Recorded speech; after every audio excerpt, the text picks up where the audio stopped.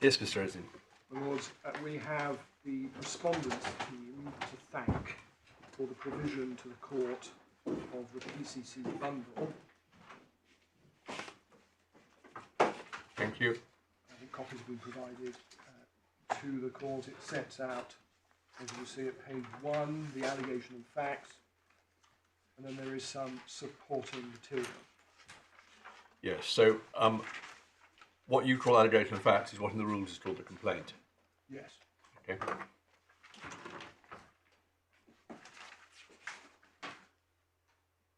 Thank you. Yes. And my Lord, in connection with another connected point, that is to say what happened at the outset of the proceedings, may I draw the court's attention in the supplementary bundle to page 39 in the bottom corner.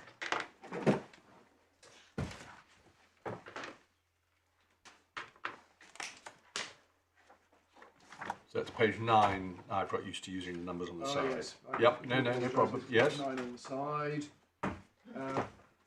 This was Mr. Collins for the GOSC opening the case, and he said at page 9, letter A, well, perhaps I should just go back to the previous page, page 8, the registrant and his son drove to Enfield. He already had a bat in his car for sporting purposes, but he took it out at the scene. He pointed the bat at one of the males, presently asking RUT. The bat was taken off the registrant by the makers, and he was hit by them. And then this is perhaps the critical passage. The registrant pleaded guilty to an offence of possessing an offensive weapon. In doing so, under the Act, accepted that the softball bat was an offensive weapon, and he had no lawful authority or excuse for possessing that weapon. Following his early plea, and it goes on to deal with what happened at the court. But then it goes on at B, the registrant's statement to the GOSC refers to carrying the bat as a deterrent, and consistent with this plea, must acknowledge the weapon as a deterrent would not constitute a lawful authority or reasonable excuse for having that bat. So we would say the position was set out fairly and squarely and without contradiction. The first paragraph you referred us to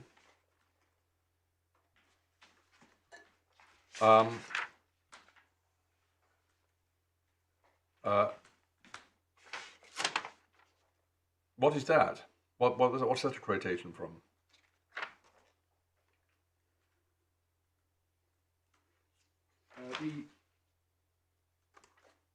The RUT bit. No, he pointed the bat at one of the males present, asking RUT. That's not part of the particulars. I don't know where it came from. I anticipate that it came from the material that's included in the hearing bundle. Not something he was ever asked to admit to.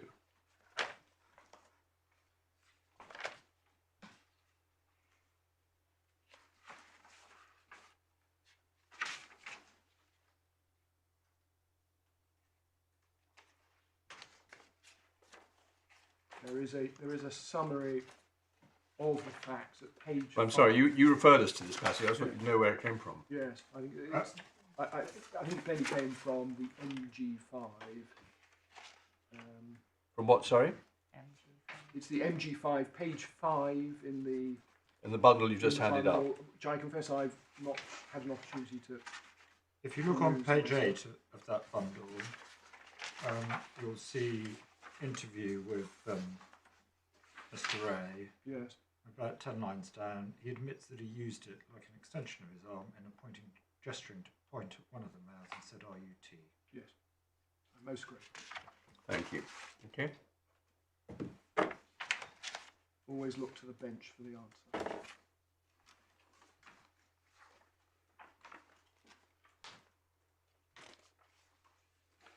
Okay. Right, now, we've got some more ground to cover. Yes.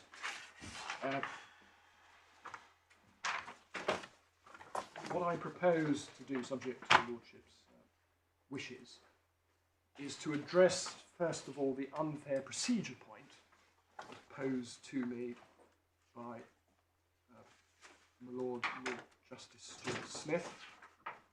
Then I'm going, if I may, to set out the matters of general importance, just by way of broad summary. The less time you spend trailing and the more you do it. Okay. Better. Well, let me do the first one. Yes. The unfair procedure point. It was put to me in argument, as it were, in discussion, that the unfairness that a judge of the High Court sitting in the Divisional Court would be concerned about is the unfairness of the conviction saying one thing, the registrant saying another, and no clarification being sought or it not being put to him fairly and squarely. Well, there's a problem. You've got to choose one or the other. And one can see that the force of that observation. Our answer really is in two parts. Given the clarity with which the issue of renunciation was dealt with, the tribunal was entitled to do the best it could with those two conflicting strands. That's our first point, really the point that I sought to make in argument this morning. But there is a second point, and it's this. Even if the registrant was deprived of some procedurally fair process, and there had been a standoff involving the committee and the legal advisor saying, well, you're saying one thing by accepting the conviction and another thing by giving contrary evidence to us. Where would it have led? And the answer is, it wouldn't have made a blind bit of difference. It would have been more seemly, if the premise is right, to confront him with the difficulty. But if we are right in our analysis of the line of cases involving Munir and the solicitor's case and the Singaporean cases, the respondent had a hopeless task shifting the practically speaking immovable weight of the determination. He was not going to succeed in persuading the tribunal that it should go with his new account because he wasn't entitled to back away from the determination. Why not? Surely he was entitled to. I can't understand why he wouldn't be. Because it is a determination by a criminal court which tells its own story. He did not appeal it in time. Just someone who in this sort of situation Yes. can come before another organisational body and say, yes, I did plead guilty, Yes. apparently unequivocally, Yes. but I did so on the basis of wrong advice, that what I was saying was conviction. And that is always open to him. He may have to waive privilege and so on and so forth, but there's no reason why he shouldn't do that. He would have had to establish the exceptionality principle that we've sought to develop in our supplementary skeleton argument. Well, it is by definition an exceptional case where someone unequivocally pleads guilty and then subsequently says, I shouldn't have done. Yes. But isn't this court, rather like the court in Munir, I ask this rhetorically, able to say, well, he could have done, but he didn't, and he would. Well, but the point is, your point is, he didn't because the point was never put to him. Well, one then goes back to my first point, which Yes. is I say it was put to him. Yes. No, well, I see that.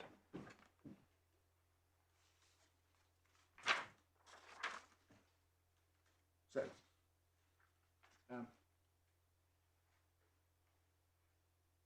another general issue that's arisen is whether it is appropriate for this court to resolve issues that don't need to be resolved in order to reach a decision in this case. And it's no doubt apparent from the way in which we've sought to present the case, but we consider that it is perhaps helpful to articulate it clearly as we can, that there are matters of general concern that the regulator has, and which it considers are of general concern to all regulators. And the first point is the one that I've already addressed the court on, the High Court's indication that Section 14 wiped away the conviction so that it was unfair to deploy it at all. And I've addressed you upon that already. It's in my skeleton argument, my first one at paragraphs 22 to 29. And it's the line of authority involving... Well, as you say, you've done that. I've done it. So we say that it's wrong as a matter of law, and if it's not addressed by this court, it's going to cause difficulties for regulators across the board. Yeah, we have that point, yes. Well. The second point, again, I've addressed you on it, and I'm sure you have it, that the indication by the High Court that he was free to resile from a conditional discharge conviction and contradict it, absent exceptionality, again, would cause enormous difficulty for the bringing of cases of this kind, such as the cases that the pharmaceutical regulator brought back in 1980, and across the board generally. It is not limited to what happens within disciplinary committee proceedings. It extends to such matters as registration and renewal, where, as a matter of course, registrants are asked to disclose conditional discharge convictions and matters of that kind, matters which are the subject matter of Section 14 and like provisions. And again, it may be that I will have time to develop this very briefly. We say that goes to the principle that I've already alluded to. You're not free to do so. You are stuck with the conviction and the facts implicit in it. The conviction enjoys great weight. It is not immovable as a matter of law, but you need to prove exceptionality. So it's the line of cases, Lunaire, the solicitor's case, the Singaporean cases, the Section 11 Civil Evidence Act cases, and the collateral attack cases. So we say it's wrong as a matter of law, and it will cause great difficulty. Allied to that is point number 3, the specific remarks made by the learned judge about the fact that the conviction in question was spent. This is in our skeleton argument at paragraphs 34 to 38. And the gist of it was that the learned High Court judge took the view that that made it even worse for it to be deployed in the disciplinary committee proceedings. The learned judge, with respect, appears to have seized upon this point. Miss O'Rourke will correct me if I'm wrong, without the benefit of argument or detailed consideration. And with the greatest respect to her, it's wrong, and wrong in an important respect. And that is, it doesn't make it worse because of the structure of the rehabilitation provisions contained in the statute and the order, and the specific exemptions relating to healthcare regulatory proceedings generally, and GOSC proceedings in particular. And we set that out at our paragraphs 34 to 38. That plainly has an important bearing on the issue that I alluded to earlier in relation to issue number 1, which is, at the moment, the impact of this decision might cause regulators to wonder whether they are entitled to ask people applying for registration or for renewal to disclose their conditional discharge conviction. They plainly are, because there is a specific exemption which caters for that. So it would be helpful if that both the regulators and the regulated understood that was, with the greatest respect to the learned judge, an error.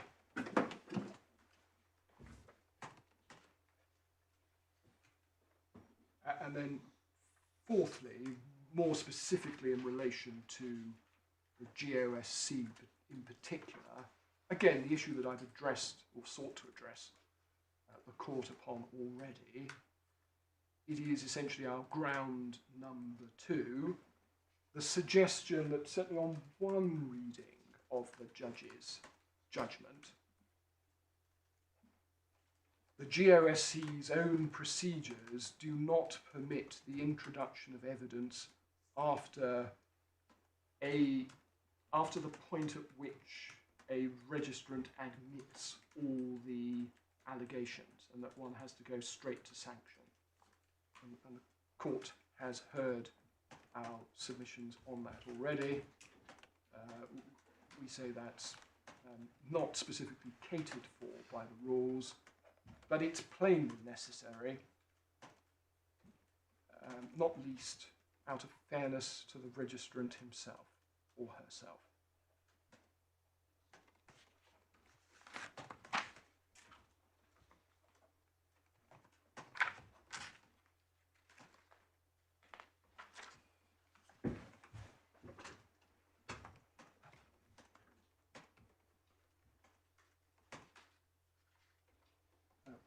What I might do in the remaining minutes available to me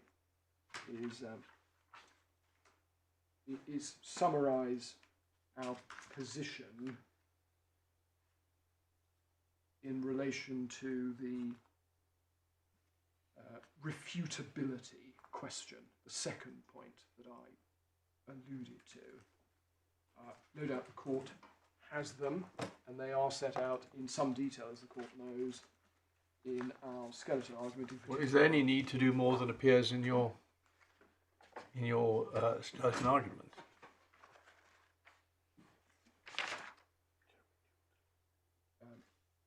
Apart from remind me what paragraphs it is. Yes, let me do that.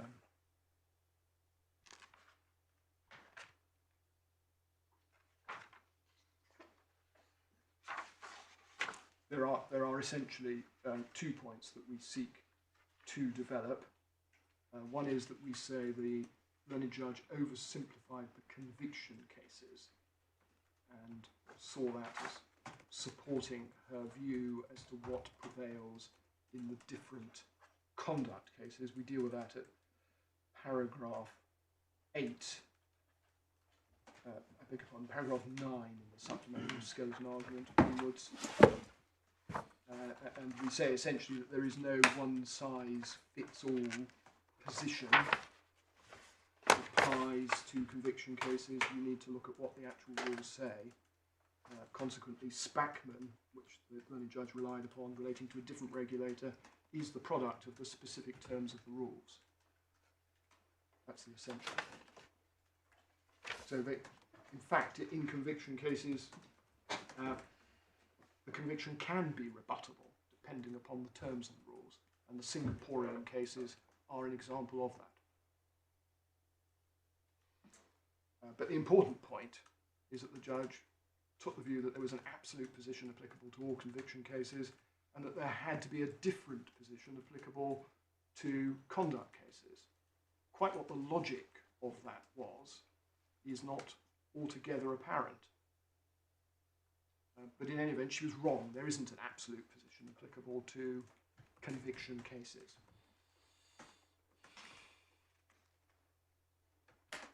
And then the second strand is the learned judge's conclusion, in the absence of any authority being cited to her on this new point that arose, that there was no equivalent general law in other cases, including conduct cases, which attached great weight to determinations of criminal courts, whereas in fact there is, as a product of the Singaporean Privy Council jurisprudence, the Section 11 Civil Evidence Act jurisprudence, and the collateral attack jurisprudence brought together and analysed by Lord Wolfe in the solicitor's case, and recently reiterated, albeit not with reference to the Singaporean jurisdiction, in the case of Munir. Yeah, well, you're just saying the headlines, what's already in the skeleton. I am. Yeah. It's my paragraph 14 onwards. Yeah. And I think unless there is a particular matter that the court would be assisted by in relation to further submissions, those are my submissions. Thank you very much indeed, Mr. Osie.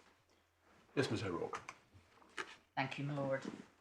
My lord, can I start with this proposition? One of the reasons that I'm not seeking to renounce or go behind is because, of course, my instructing solicitor admitted charge one of the allegations, and you've now got that before you in the document you've got. And the second thing that he did was he did not deploy Rule 27.2, which gave him the right to argue on behalf of the registrant, that to make a submission that what the regulator had adduced couldn't amount to UPC. So both of those had been passed up.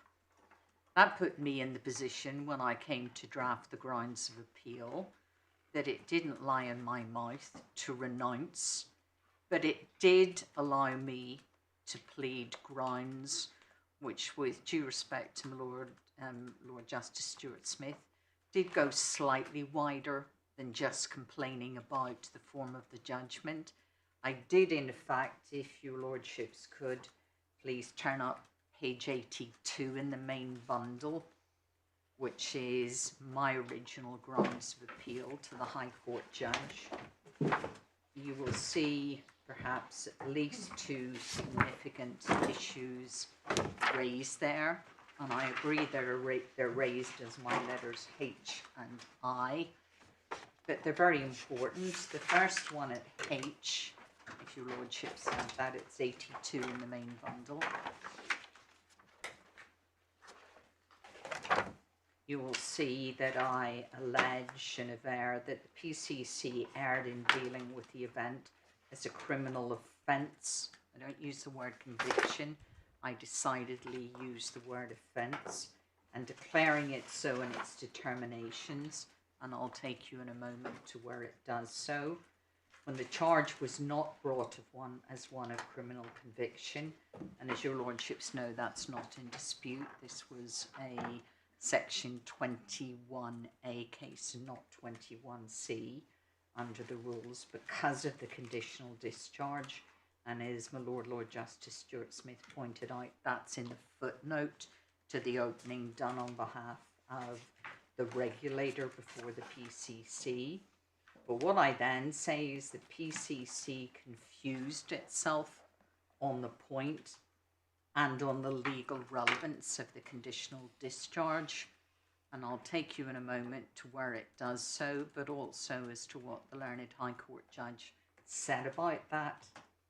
The next one that I rely on is my letter I, the evidence on facts presented by the respondent, the police report, and that's the document your lordships have now got this afternoon, was full of inconsistencies, such that the PCC should only have relied in its consideration of UPC on the actual admissions of the charges by the appellant and not gone beyond it.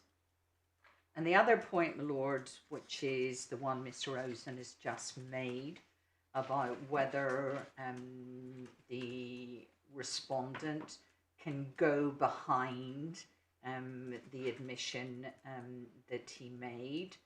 What is being said is not that, but in fact that the regulator introduced effectively new allegations. In other words, when your lordships were looking at the admitted facts, we then get into the stage where, yes, the respondent himself gives evidence, but what the PCC do is take out of that evidence something that amounts to an escalation, and I deal with that in paragraph 1A, which is on page 81 of the grounds of appeal, that they should have made their judgment only on the facts proved at the first stage, but they went beyond the admitted facts. So it's not about hearing evidence. Are they allowed to hear evidence? If the respondent gets in the witness box, he takes the consequences. It's of them effectively amending the charge and escalating it by, as one of your lordships said, potentially even saying this isn't a fray. And I deal with that at letter B, the presence of witnesses and their reaction. And I deal with it again at C, saying that now they've relied upon the existence of such bystanders to be significant to their finding of UPC, when there was no evidence from any such bystander nor offered by the police report, which your lordships now have. And then they wrongly, and this is my letter D, take into consideration the impact on those observers as part of their consideration of UPC. And then I go on to deal with the Bystanders Test. Now, my lord, at the outset of this appeal, Mr. Rosen said to your lordships that he was only going to develop grounds 1 and 2. He was asked what his position was on the other grounds, and he used the phrase that they were embraced within the ambit of the first 2 grounds. We simply don't agree. We say the learned judge found in our favour, not just on this question of section 14 and whether or not it prevented any further evidence or consideration. The learned judge found in our favour, if I can take your lordships now to the judgment, and it's on page, starts on 39, where she's assessing what happened, and I'll come back to the treatment of guilty plea, which is what she deals with there. But she then goes on page 40 under a heading little Roman 3 and deals with additional findings of fact. And she makes findings in my favour, consistent with the grounds of appeal. I hesitate to interrupt the learned friend, but it may assist her. I am in a position formally to indicate that we do not pursue any ground other than ground 1 and 2. Well, my lord, the consequence of that must be that my appeal below would have succeeded to the level of allowing the quashing of the finding of UPC. That must follow. Her ladyship deals with the consequences of her findings and what she should do at page 42 in the main bundle, decision on Mr. Wray's appeal. And she says I have a discretion to quash it, to remit it, or having proceeded by way of rehearing, to substitute my own conclusions. She keeps in mind the Rashid and Fatnani jurisdiction with which we're all familiar in the regulatory field. But she goes on to say, I don't consider it, this is paragraph 56, in the interest of justice, to remit this case for a fresh hearing. And then she goes on at 57 and beyond that to find in Mr. Wray's favour in respect of looking at the Samuel case, and I can take your lordships to it should you desire, and on the basis that UPC was wrong, and she deals with that at 59, but more importantly at 60, she says, I simply cannot see how the test for UPC is met. At worst, a fair-minded observer might conclude that Mr. Wray had been foolish and ill-advised to rush out that night, contrary to his son's advice. An observer might also conclude he'd been foolish and ill-advised to get out of the car, but the observer might think the same thing about picking up the bat. And turning to page 44, in the absence of other information, the observer would, in my view, be likely to think no worse than that of him, to share the substantial degree of sympathy the PCC expressed for his plight in the whole circumstances of the story, and to be baffled by an invitation to discern grounds for moral opprobrium. And she then goes on at 61 to deal with whether other osteopaths, which is of course the test your lordships may be familiar with. It comes from the case of Price and the GDC and the Privy Council in 2000, and the words deplorable conduct come from Mr. Justice Collins in a case called Nandy and the General Medical Council in, I think, 2004. So she sets out the correct test and says it was never met on the facts of this case. And having identified failings in the case in accordance with my grounds of appeal, ignoring the section 12, section 14 point, and she finds those on page 40 when she deals with additional findings of fact. But she also finds those in terms of what she says about the whole thing getting into a muddle, and that they really didn't know what they were doing. But the reality is this, my appeal was not about the general point of principle, section 12, section 14, or anything of that sort. That door wasn't really open to me. My appeal was that this was a PCC that, because it looked at the question of conviction, got itself confused, got itself, as the judge said, into a muddle, and then as a consequence went on to make findings other than those which it should have made on the way in which the case was pleaded. And so, my lords, I don't know where that leaves me when Mr. Osen says he now concedes those grounds. Is he conceding that the learned judge was correct to allow my appeal on the basis of what were my pleaded grounds of appeal, and that therefore the respondent succeeds? If so, there might be an argument that I don't need to say any more, because while the regulator has an overriding interest in perhaps determining the question around conviction cases and the various sections, Mr. Wray as an individual doesn't necessarily have that. My instructing solicitor does, because he practices in this field, and indeed I do too, doing cases such as this, not just at the GOSC but the GMC. But the question is, if the court is going to give guidance on this area, then I would wish to be heard. But I do wish to make the point that from Mr. Wray's perspective, if his other grounds of appeal succeed, but if of course your lordships take the view the judge got something wrong, therefore one has to quash her whole judgment, I would argue strenuously against that, because of course one doesn't need to succeed when one's before either a High Court judge on these appeals or indeed before your lordships. You don't need to win on all your grounds of appeal. It's not a question of having to win 6-0. 1-0 can be good enough, provided you don't lose a significant point which is fatal to your case.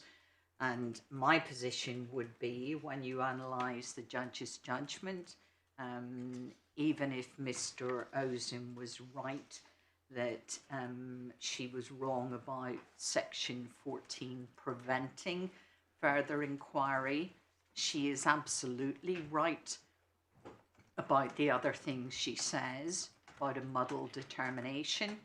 And if she is right about a muddled determination and about a PCC that didn't understand what it was doing, there were always going to be one of two consequences. One was that she would quash it and decide not to substitute her own. And that was necessarily going to follow because, of course, as your lordships may know, often these substitution cases are where there's a more serious sanction and the appellate court drops it down one and therefore doesn't need to remit it. But Mr. Wray was on the lowest sanction. In other words, once UPC was found, as one of your lordships pointed out, once UPC was found, there had to at least be an admonishment. There wasn't a question of anything else. And so the sanction stage was only really, do you get the lowest?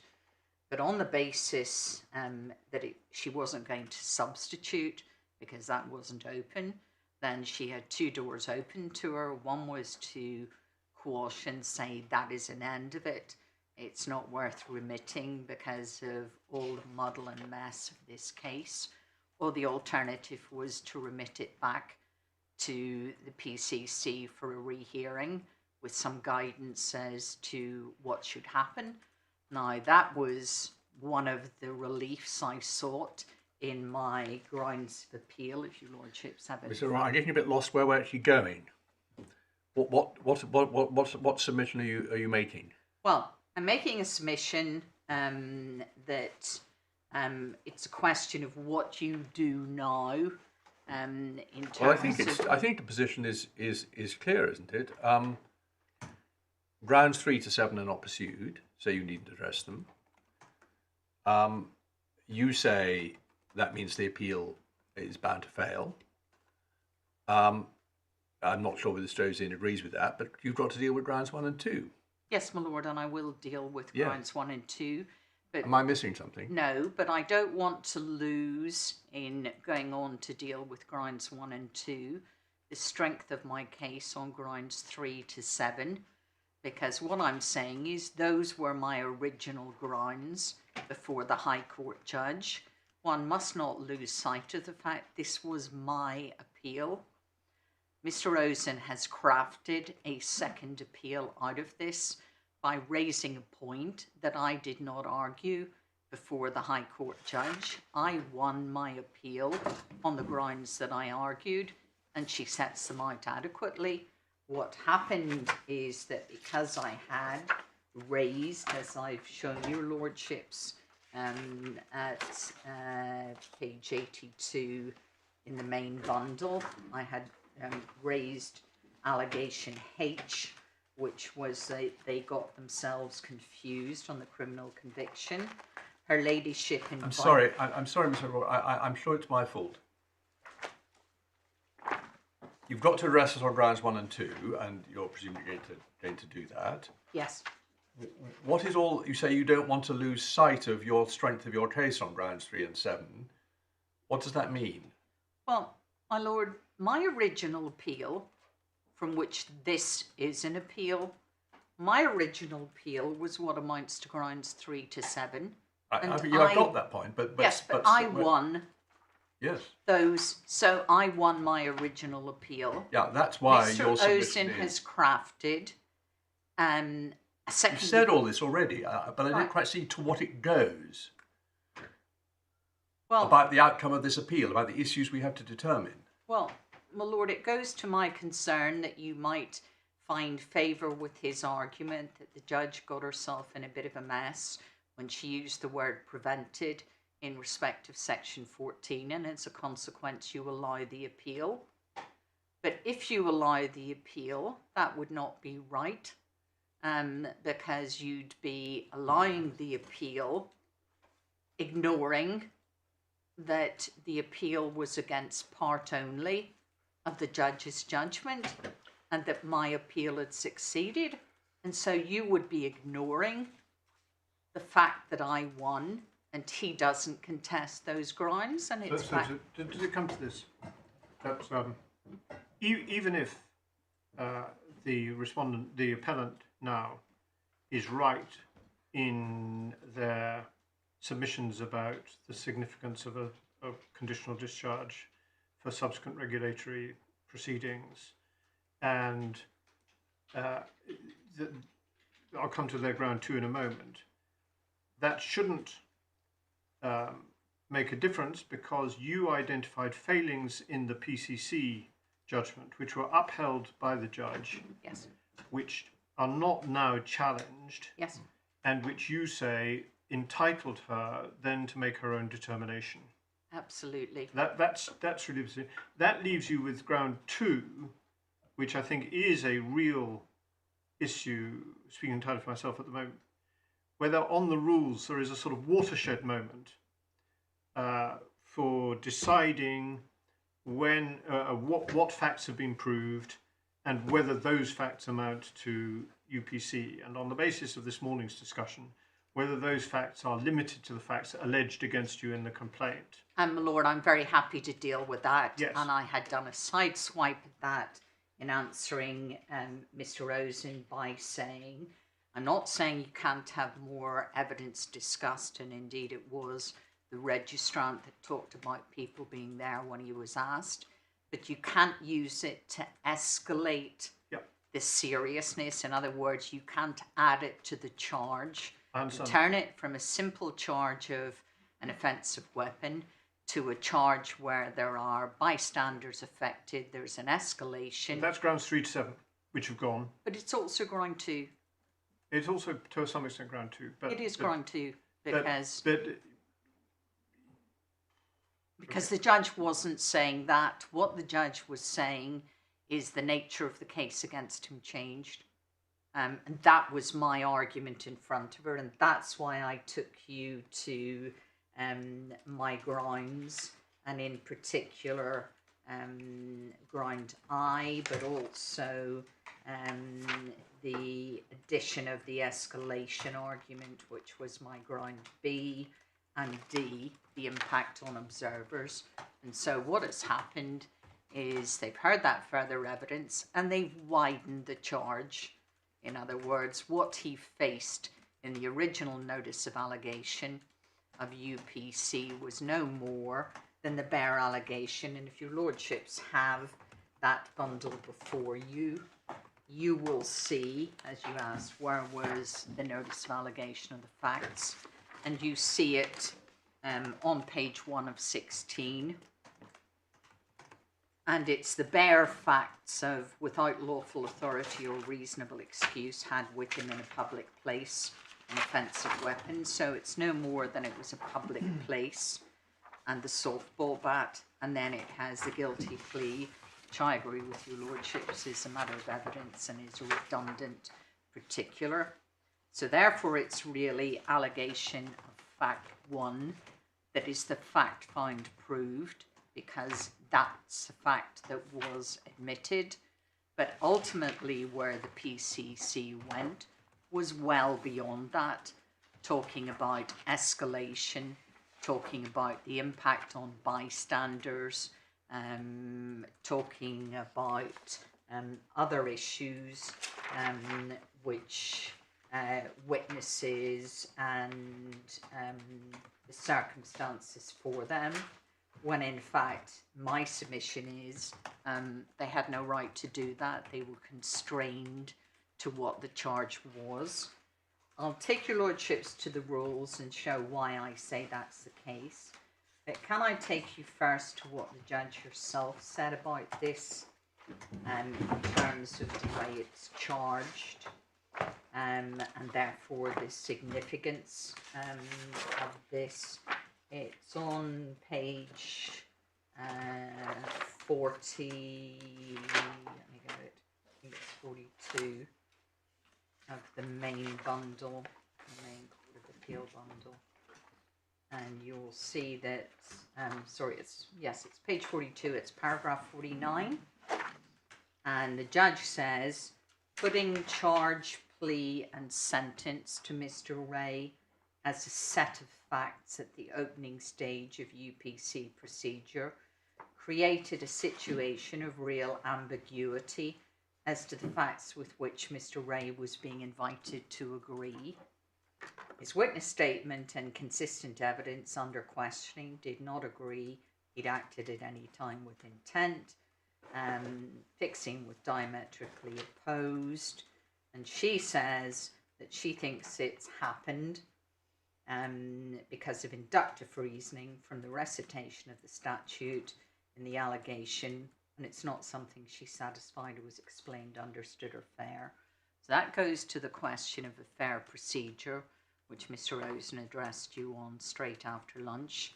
But Lord, I say that's what's at the heart of this case. By adding the reference to the criminal plea in the Magistrates Courts, what the appellant has done is confused its own PCC as to what's going on here and what it's considering. And it does so even more when you look at the document we've just given you as to the material that was before the PCC, and you'll see a document referred to as an MG5, which is a police record of interview, a police report. And if you read that document, and I'm not inviting your lordships to do it now, but it's some 5 pages, you will see it's, as I say in my grounds of appeal, internally inconsistent, because what it is a summary of the different people they interviewed. And of course, the different people give different stories. They've got a story from M, who we think is Mr. T. They've got a story from A, who we think is Mr. T's brother. And we've got the story from the respondent and from his son. And those are all recorded in that document. And you can take anything you want out of it. But hang on, can I just be clear about this? He wasn't ever asked to agree any of those facts, was he? No. Is there any evidence that the, or what is the evidence, I should say, that the committee took account of those facts? Well, I'm going to come to my lord in a moment. If I Okay. can just finish with this bundle, I will be brief.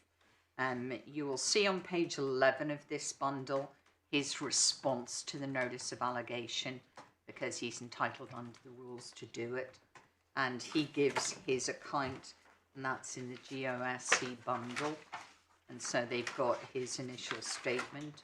And then you'll see the material relating Well, let me just look. That's page 11, is it? That's 11 of 16. Will you give me a moment to look at it?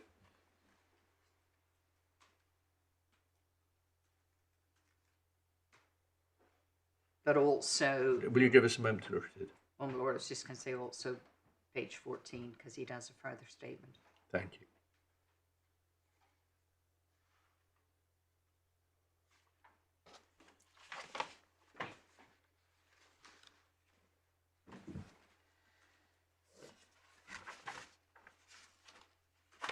Is a bit more detailed on it.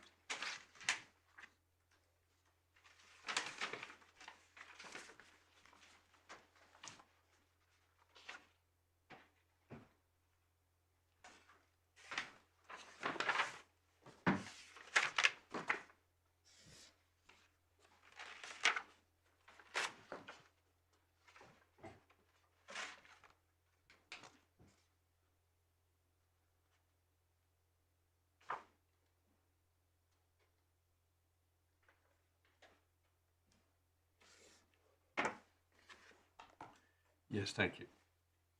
My lord, if I can take you then, that's all they had in front of him, so half of that bundle is him and his account, which is of course inconsistent with any guilty plea. But if we then look at how the PCC dealt with it, and if I can take you, possibly the easiest way to do it is to look at where the judge set it out.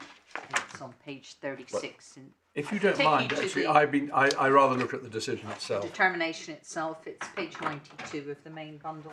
Yes, thank you. The print's smaller in it, that's all. Yes, it is, but it's readable all the same. Yeah. And it's paragraphs 30 to 37.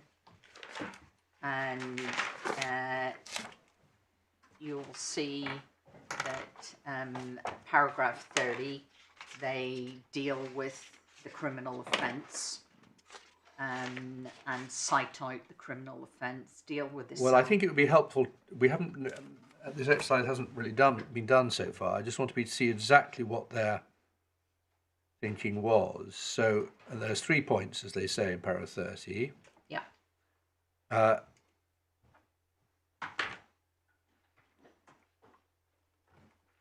Definition of offensive weapon is 1. Is there anything wrong in that? No, except that, of course, they're considering it in the context of the criminal offence. Hang on 1 second. Whereas head of charge 1 isn't a criminal offence, it's simply setting out some particulars. So they've immediately fallen into the error that... Sorry, I just want to be clear about this. Charge 1, or what we've been calling particular 1, is an allegation of having committed a criminal offence. Well, it's not on the face of it. Is it It's not? an allegation of particulars. It doesn't say... Oh, I'll be corrected if I'm wrong. Let me just look at it. I don't think it says contrary to section anything. It says contrary to section. Then I 1.1 apologise. is It is I indeed mean, a I think criminal this just offence. needs to be spelt out. I'm not sure how much it matters, but just so it's out there, there is no doubt that particular 1 is an allegation of having committed a criminal offence, though not of having been convicted of a Yes. criminal offence. Yes. Yeah, okay, So yes, your lordship is right. There's nothing wrong with that. thank you. They then go on and say, secondly, the conduct admitted by the registrant was he picked up the bat as a deterrent or for self-defence. Sorry, now aren't we going to... Just before the word second. Oh, just before... 6 Oh, I'm sorry. lines down. There's nothing wrong with that. It doesn't, as a matter of fact, refer to reasonable excuse. Doesn't refer to lawful excuse. So I see. So what you were saying was correct. Didn't include the last sentence. Yes. I see. How am I that second?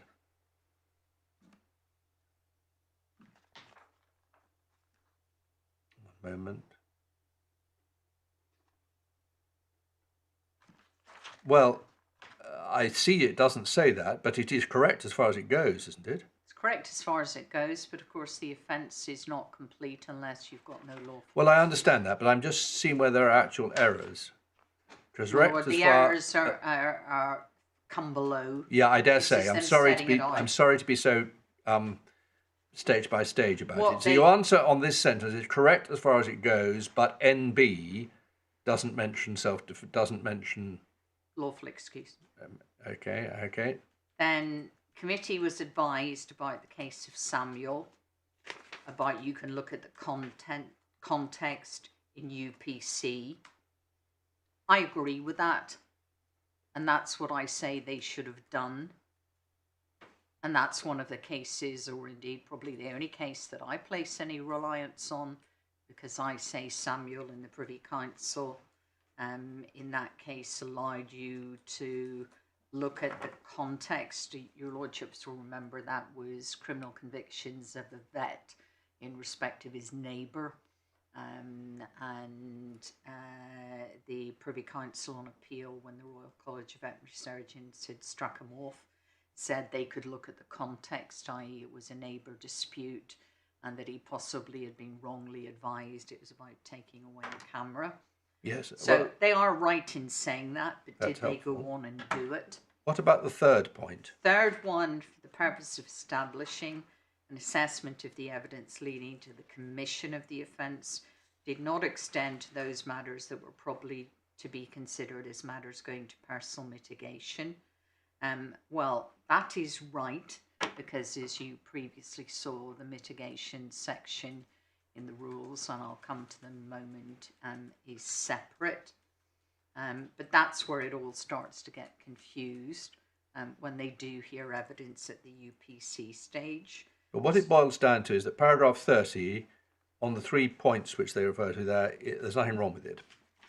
Nothing significantly wrong with it. The question Okay, is, that's do very they helpful. apply it? Yeah. Then at paragraph 32, the committee considered the context. In other words, this is now the Samuel exercise, so what they call the second aspect.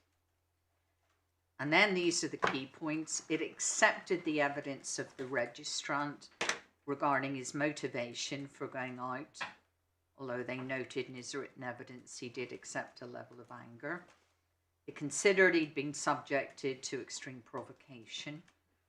The committee reminded itself that there was no evidence before the Magistrates Court, nor was there any evidence before it today, that would suggest the registrant behaved in an overtly aggressive manner when he stepped out of the vehicle, over and above the decision to equip himself with the softball bat. It accepted he made no attempt to move towards T, and that his intention in picking up the bat was a deterrent or for self-defence. Now, all those are findings in your favour. Absolutely, and in accordance with the Samuel context, those should have led to a finding of no UPC. Hang on one second. They've effectively found... Hang on 1 second.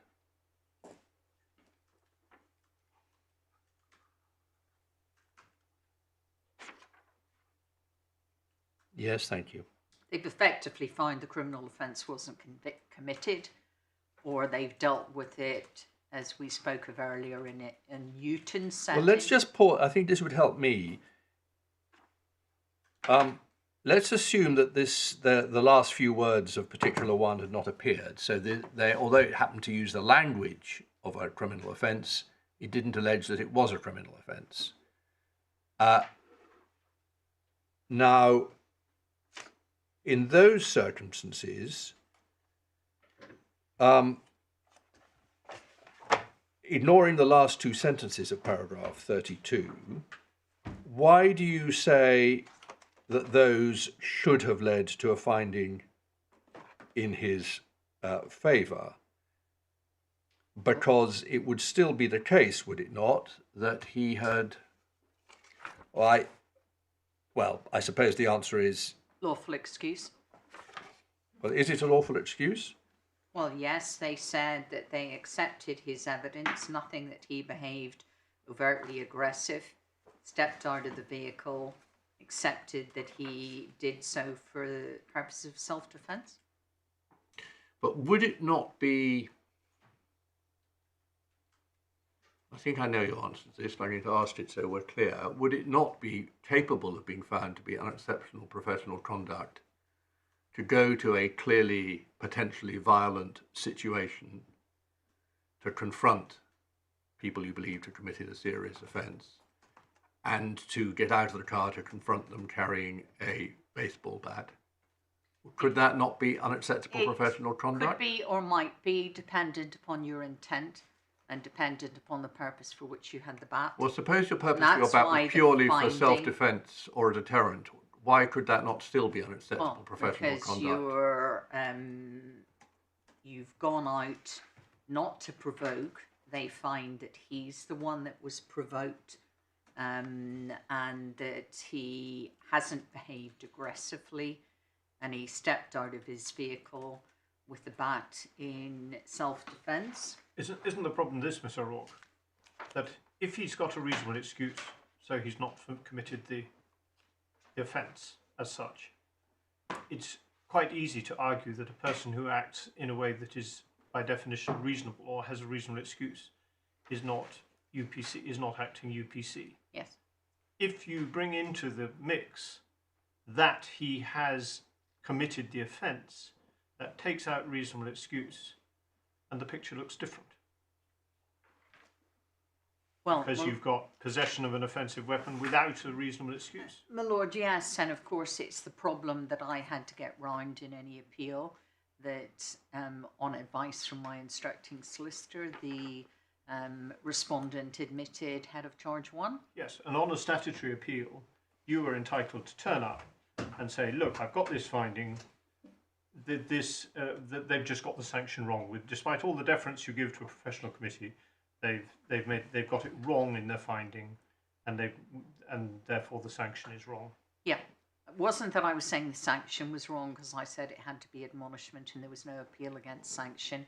Quite. I was saying the finding of UPC you was had to wrong, say that, because and I identified 9 or 10 grounds as to why it was wrong, foremost of which was the escalation point, the bystander introduction, which was not part of the facts, but also the fact the committee itself got itself confused by the fact of the criminal conviction, And they say so at the end of that paragraph. Well, really, yes. I mean, speaking for myself, I'm finding this a very helpful exercise.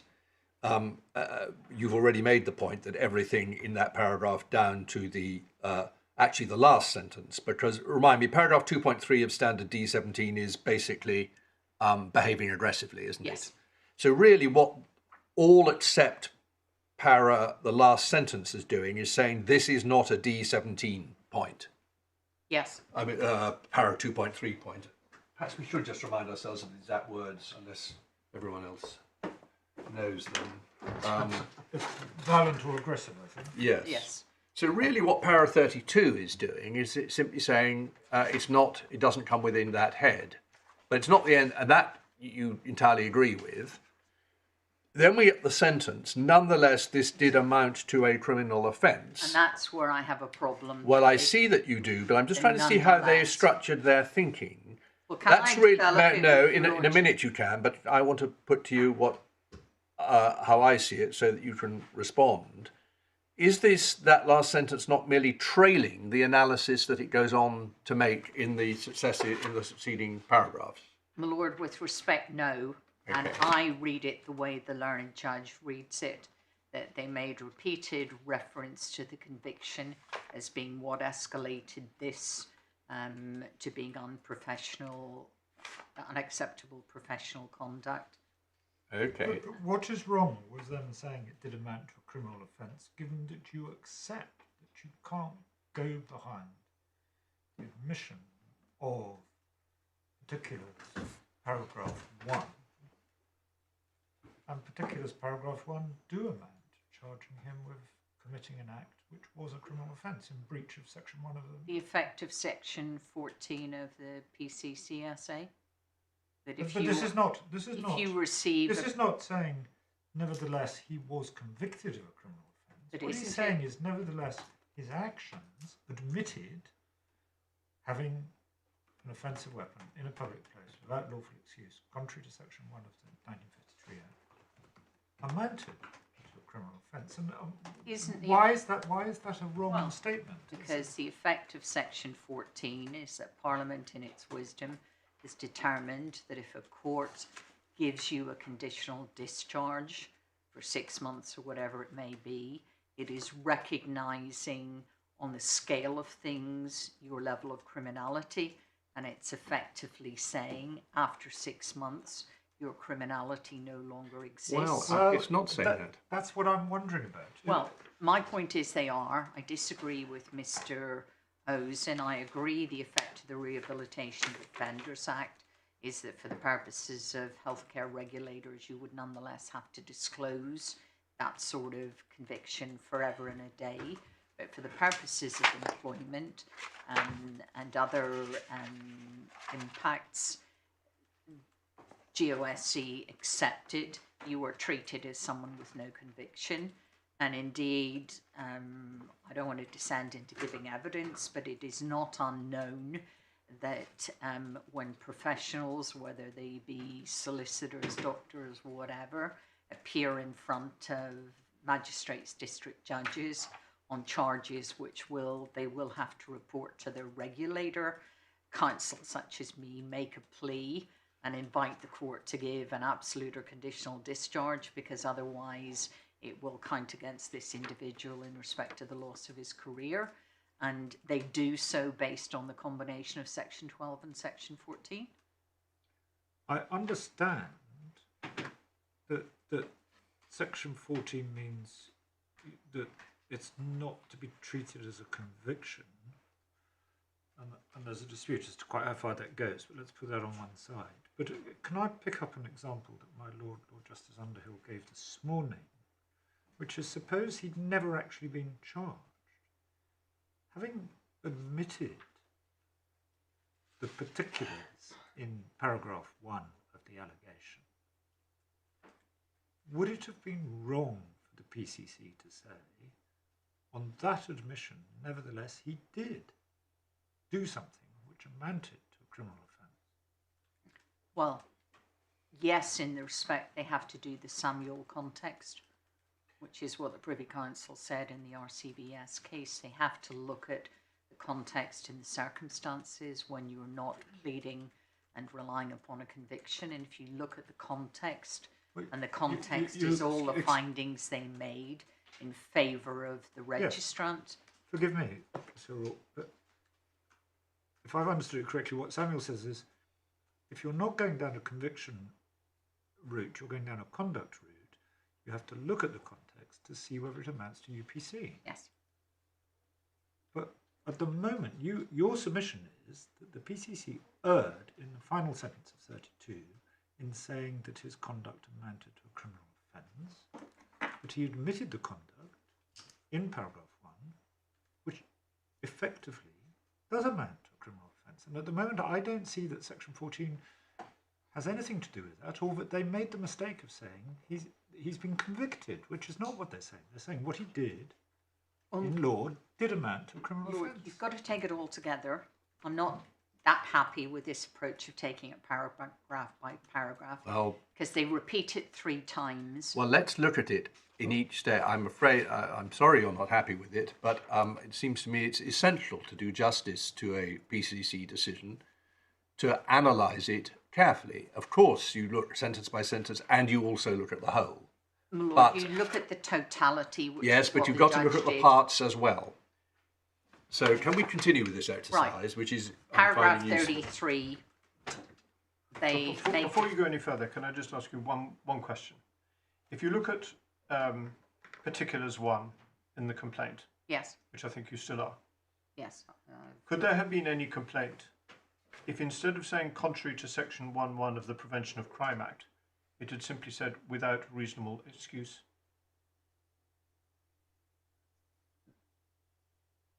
No, I don't think so. And if that's right, what's the difference between that and what he admitted in paragraph 1? Well, my Lord, that's where my problem arose, that either way, Yep. he's made an admission which ultimately, when you look at the evidence the PCC received, was equivocal. And indeed, they all but say that themselves. And am I right in and the thinking, judge says the same. Am I right in thinking that that is the real reason, appreciation of that difficulty is the real reason why your grounds to the judge were phrased as they were, namely they took into account stuff they shouldn't have taken into Yes. account and so on and so forth? Yes. That's very frank. I thought Yes. so. And my attack had to be on the finding of UPC. Was it perverse, given they found in his favour in terms of their findings as to what he did and what he believed? And did they get themselves in a muddle, as the judge said, by seeming to treat it as a conviction case, but depriving him of the argument, which your lordship saw earlier, is it 26.4 or is it 27.4, where if it's a conviction case, you can run an argument that it's not connected with the practice of osteopathy. But you lose that protection, as the judge said, if you get charged with conduct instead of conviction. He'd almost have been better to have been charged with a conviction. But they couldn't. Well, surely if you're charged with conduct and the conduct has no, whatever the exact phrase would have been in a conviction case, but broadly has nothing to do with your fitness to practice as an osteopath, that's obviously means you won't be found guilty of UPC. It's not, you don't lose the point, it just doesn't need... You don't lose the point. It's just it comes under another guise. Well, it's not expressly set out. You lose that statutory protection, as the judge found. It is one of my grounds of appeal. That they should have looked at it and considered that nobody on the street that night knew he was an osteopath. Nothing connected him with osteopathy. If he had been violent, and back to your lordship's question about standard D3, was it? Whatever, 2.3, Standard 2.3, yeah. 17, that then is clearly something that's relevant to osteopathy, that you shouldn't behave in a violent or aggressive manner. But there's nothing else that would tie it into osteopathy. And to go back to your lordship's point earlier to Mr. Rosen about, well, what about if it's somebody who's convicted of a tax fraud? That, of course, would be dishonesty. and dishonesty is always a matter of issue for a regulator on fitness to practice. But he's something like this, being on a street at 1 a.m, with a bat when no one knows, for self-defense, and no one knows you're an osteopath. Is that necessarily connected with the practice of osteopathy? But Sorry, Lord, just- if I can finish with Yes, these certainly. paragraphs of the decision, there's only 4 more of them. Yes, no, that's helpful. 34 to 37. And 30. then We haven't looked at 33. Well, 33 I object to, and it's one of my grounds of appeal. Yes. Well, let me just make sure I've understood why. Give me one moment.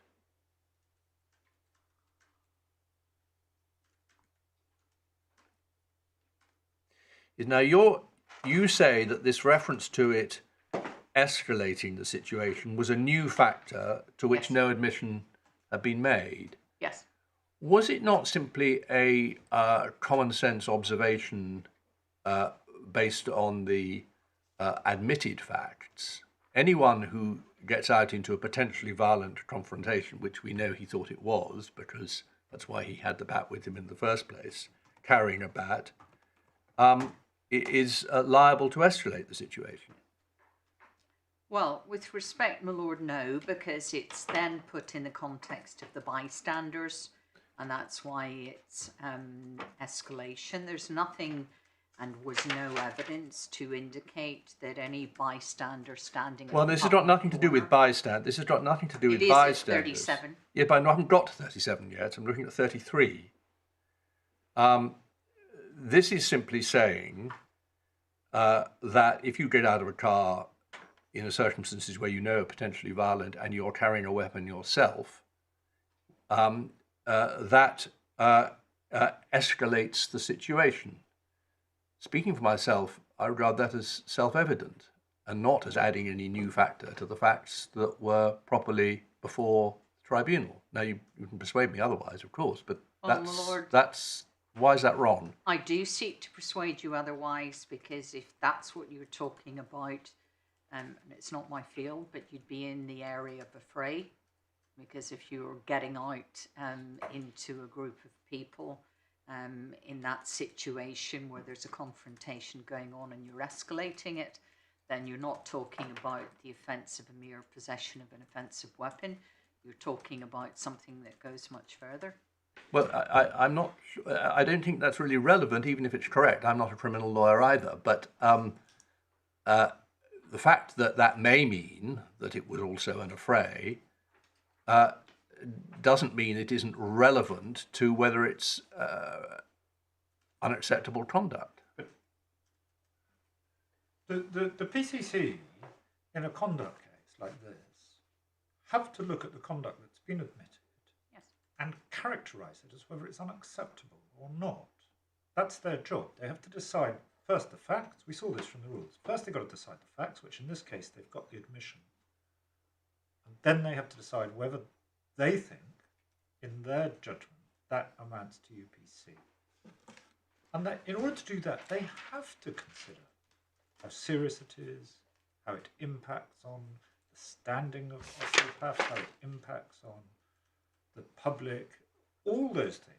And one of the considerations that they, it seems to me, are entitled to take into account is this just something which, although it may be contrary to the 1953 Act, is actually not very serious, or is it something which is serious? And all they're doing here, it seems to me, is saying, we think this is something that escalated the situation. And that doesn't seem to me to add facts. It seems to me to be a characterisation, in their view, of the admitted fact. Well, my lord, I have to respectfully disagree.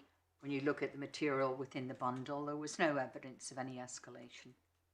No, it's inherent. Escalation simply means that if you get out of a car to confront an aggressor with a weapon, that is inherently more serious than getting out to confront an aggressor with a weapon. That's all it means, and it seems to me to be obvious. Well, may I suggest a slightly contrary or contrary contextual? On the evidence here, he was attacked either before, well, his car was attacked while he was still in it, Yes. and he was attacked as he was getting out of the car, or Yes. before he had really done anything at all. Yes. What they say in 33 is that having equipping himself with a softball bat escalated, not could have escalated or did anything else. Yes.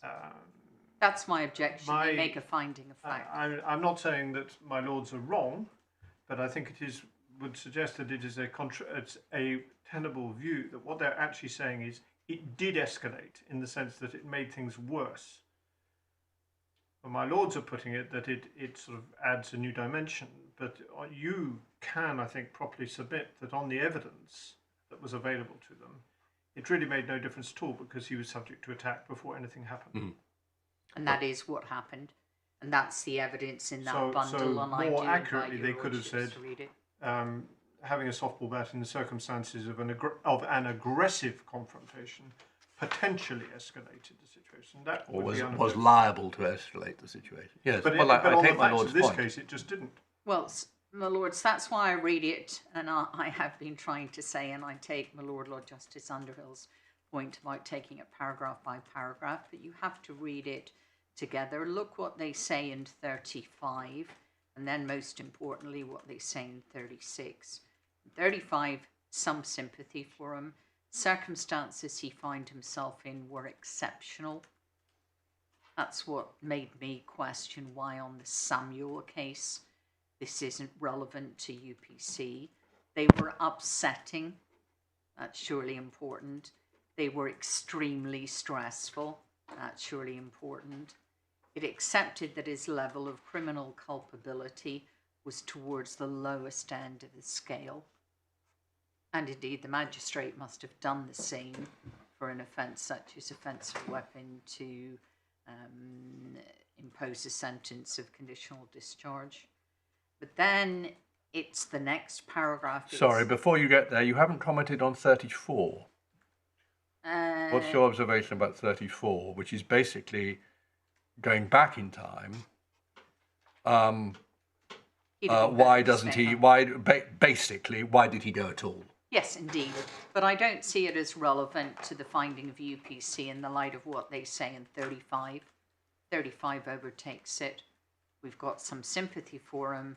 Circumstances exceptional, upsetting and stressful. And they accept his evidence. Okay. And then it's 36, and it's the however. In spite of the prevailing circumstances, the committee considered the registrant's behaviour in taking out the softball bat in public place, which amounted to the criminal offence of possession in front of bystanders outside a crowded wine bar. Well, there's nowhere in the charge about bystanders outside a crowded wine bar. I accept when he was giving evidence, the chairman asked questions going to that. Were there any people around? Who else was there? But it appears to be that aspect, given what they say in 35, that turns it into what they describe as a serious departure from the standards expected of a registered osteopath. And again, they come back to not the potential of escalating, but as Lord Justice Stuart-Smith has said, it had the clear effect of escalating and antagonising, when in fact there's no such evidence before them, nor in the report, nor was there any admission of that. And it could indeed lead to consequences outside the registrant's control. Well, the consequences were that he got beaten up, not that anybody else did, and there's a photo in the bundle somewhere of the cut across his head and the stitches that he sustained. The committee noted the only person to suffer any serious injuries that evening was him, and the police treated him as the victim of the crime until his own frank admission of possession of the softball bat. Well, again, when you take all of that together, they are now finding an actual escalation. They're finding antagonising, potentially dangerous situation. they're finding it did lead to consequences outside his control, none of which is in the notice of allegations or the charges that he faced or what he admitted when he admitted head of charge 1. And then paragraph 37, they say that although they have sympathy, they now say this is a potentially volatile situation. No evidence of that. Committing a criminal act would attract a degree of moral opprobrium from an objective bystander knowing all the facts, and considered it would be deplorable.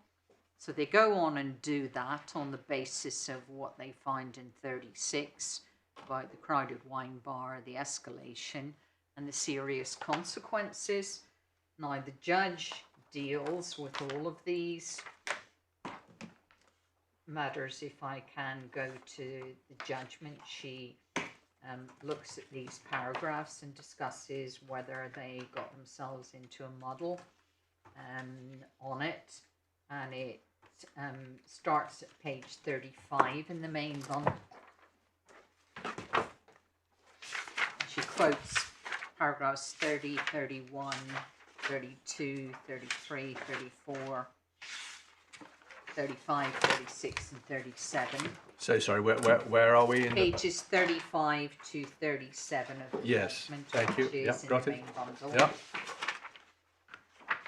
And she then, paragraph 21 says, this reasoning and these conclusions are challenged as revealing that the PCC fell into serious procedural error by muddling UPC and a conviction case procedure under the rules, mishandled fact-finding, confused its evaluative functions, and applied the wrong test to the wrong facts, and it's wrong and unfair. Well, that is a wrap-up of my grounds of appeal, but basically it is correct. That was the focus. She then goes off and develops paragraphs 22, 23 into this question of hybrid, and I'll come back to that in due course. But can I invite your attention to paragraph 25, which is on page 37. The purely or expressly factual content of the allegation is limited. The UPC case requires identification of a set of facts or actions. This allegation instead simply recites the brief criminal charge. And she then goes on to say on page 38, still in the same paragraph, that Mr. Foe's explanation of that raises further questions. I'll take them briefly, but she deals with the lack of specificity and the lack of factual evidence before the PCC of an intent to injure. She says in the last sentence of 26, the rules create a distinct fact-finding stage in UPC cases, and I'll take your lordships to that in a moment. And then at 27, importantly from perspective of my submissions, she says the only facts established by the PCC at the fact-finding stage were those admitted. Therefore, a question of what can be said now when his witness statement unambiguously asserted lack of intention and reasonable excuse. Then she does, and I accept what Mr. Ozen said about paragraph 28, and I haven't sought to adopt it or indeed run with it. I do say in my skeleton for the purpose of this court, I don't need everything that she said and find in my favour. And then at paragraph 29, she said none of this would matter if it was a conviction case, but it's a UPC case. She then goes on to deal with the question of the criminal conviction, and I'm going to do that, if your lordship permit me, by going to the rules. But can I, before I leave her judgment, go to paragraph 34, where she highlights this was not a conviction case. And she then looks at the Samuel case in the last couple of words. And she then goes on to deal with the question of Section 14 and the public policy, and says, unlike the Samuel case, there had been no trial. The important parts of her judgment are page 40, additional findings of fact. It's just pausing there. That's really what we were debating while we were going through the decision. But of course, and perhaps this is the point you're about to make, if grounds 3 to 7, and most specifically ground 4, are not being pursued, then we have to accept the judge's finding that these were additional findings of fact. Indeed. Yeah. And my lord, that's why I say if you go to 37, you see what she thought my appeal was about. 3 objections are made as to the conduct of the BCC at the evaluative stage. And that's what I was doing. It said they did, in fact, inconsistently go behind the guilty plea, embarked on a second round of unevidenced fact-finding, misapplied the UPC test. And at 38, she said there's no doubt a quantity of new factual material was introduced. At the section's second stage, she goes to Rule 36. At 39, she said the process is set down, and I am going to take your lordships to it rather than read what she says. And at 41, she says PCC did adduce evidence about events leading up to conviction, just as it would have done the conviction case. And then 42, where she deals with, and this is my point when I said look at where they refer to criminal, it's 5 lines down in 42. The PCC made consistent reference to the criminal nature of the conduct. Mr. Foe says they must have concluded that in the moments between picking up the bat and having the bat snatched from him and being attacked with it, Mr. Wray had formed the necessary criminal intention. That is valiant, but unstated in the decision, unsupported by the evidence, and implausible. In my view, the PCC had simply got into a muddle with its hybrid process and reached internally inconsistent positions. And that's why I said to your lordship, look at where they say that it's a criminal offence.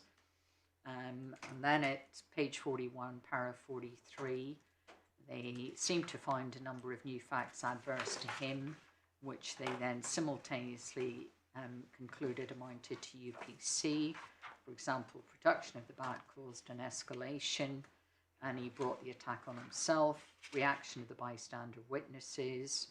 No evidence of either before them. These matters did not plausibly fall within the factual admissions Mr. Wray may have made. They formed no part of the charge against him or the plea in which he was convicted. There is no explanation of why it did, and they find them proven.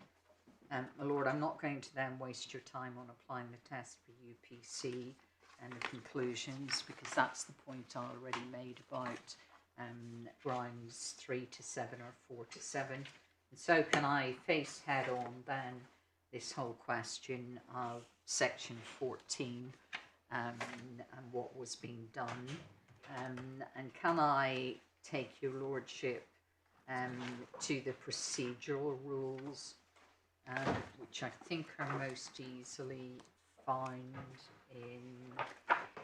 Mr. Rook, I'm very sorry, it's my misfortune, but I'm having a little bit of difficulty hearing. Could you keep your voice just up a bit? I'll keep my voice up. I think I'm looking down at my page, yes, and then I'm not projecting. So I'll try and project. Can we look at the procedural rules, and it's page 156 of the supplemental bundle.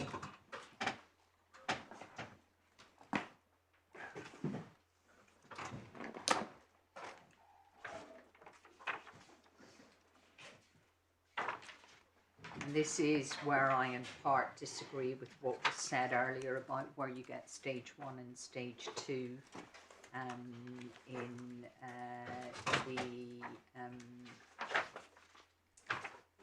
conduct cases. You'll see at 26.1, this is a statute in fact, you make provision for the rules. I apologise, I've given myself the wrong page reference, I've got it now. Starts on 192 and the relevant rule there, rule 26, is page 199.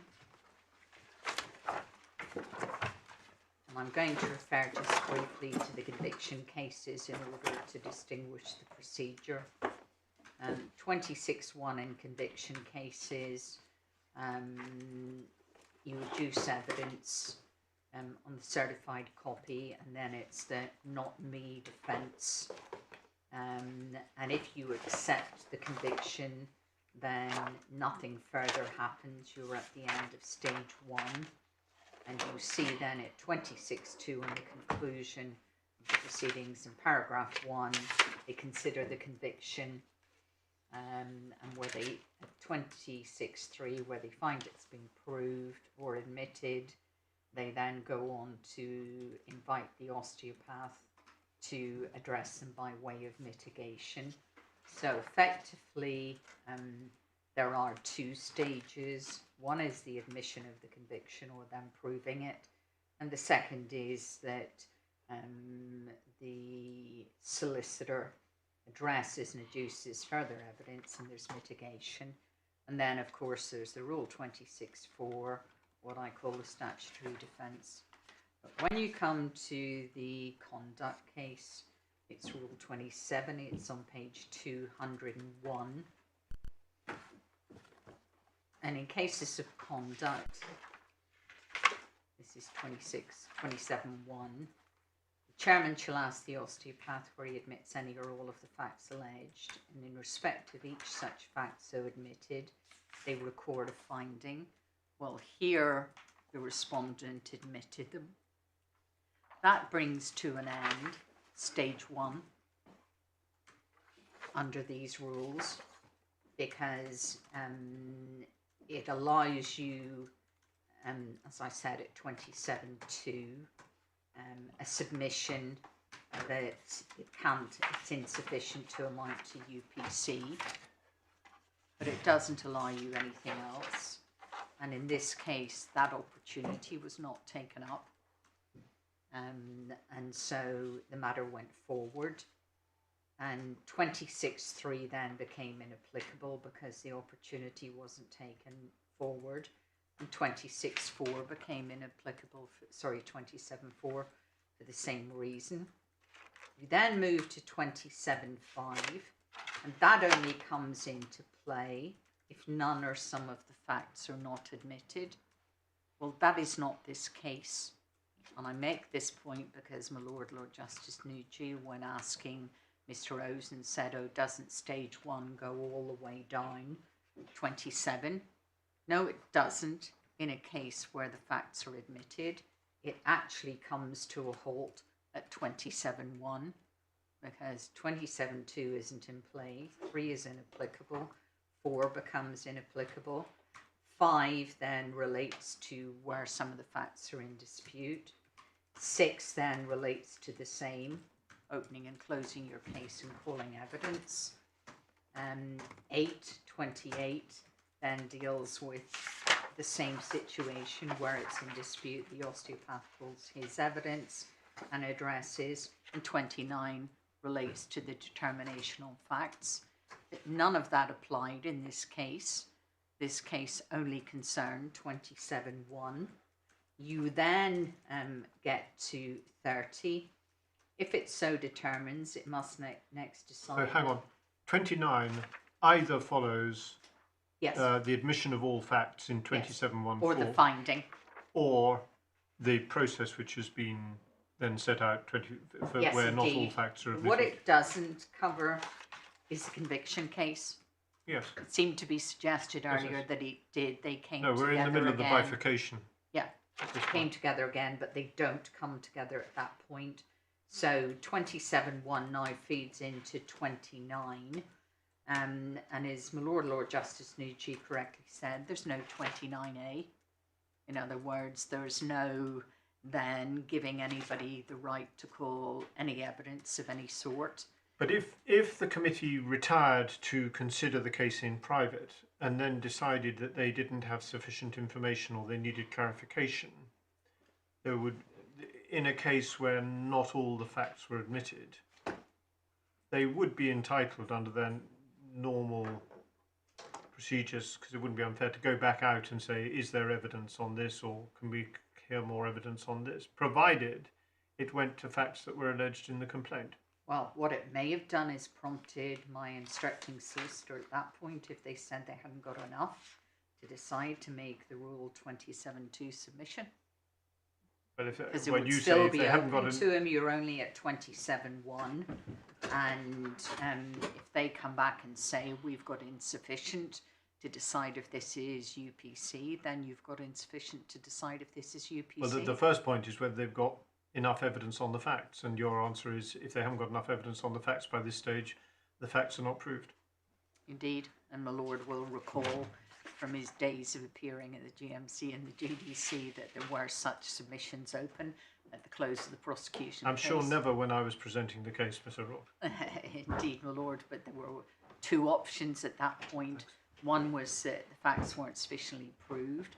The second was, in GMC parlance, it was insufficient to amount to serious professional misconduct. So you don't go forward because the charge was serious professional conduct, in the same way that the charge here is unacceptable professional conduct. So if you haven't got enough, you have to say no. Now, that didn't happen, and so it did go on to section 33, but it only gets, or rule 33, it only gets there when there's already been a finding of unacceptable professional conduct. In other words, the finding of unacceptable professional conduct comes at 30 before you get to any question of mitigation, and then you only thereafter get to sanctions. I accept Mr. Ozen's point about Rule 34, that a member of the committee or the legal assessor may, with the chairman's permission, question those presenting evidence or any witness called. But my complaint in the grounds of appeal was that what you were allowed to do was ask a question by way of clarification. You weren't allowed to ask a question by way of effectively cross-examination or introduction of an aggravation of a charge. And that was the complaint that I made, that the chairman, who was a lay magistrate, dealt with it in that way.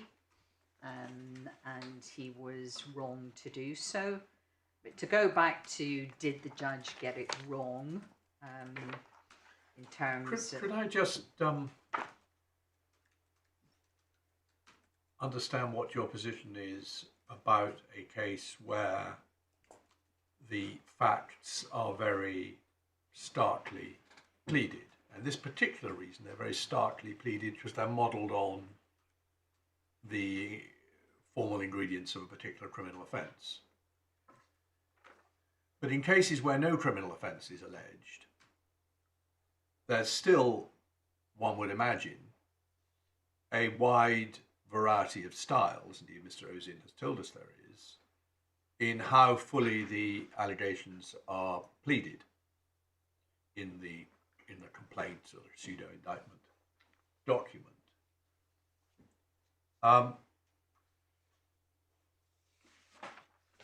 Will it not sometimes be necessary, in a case where there is an admission, to have what I called a Newton hearing, because conscientiously the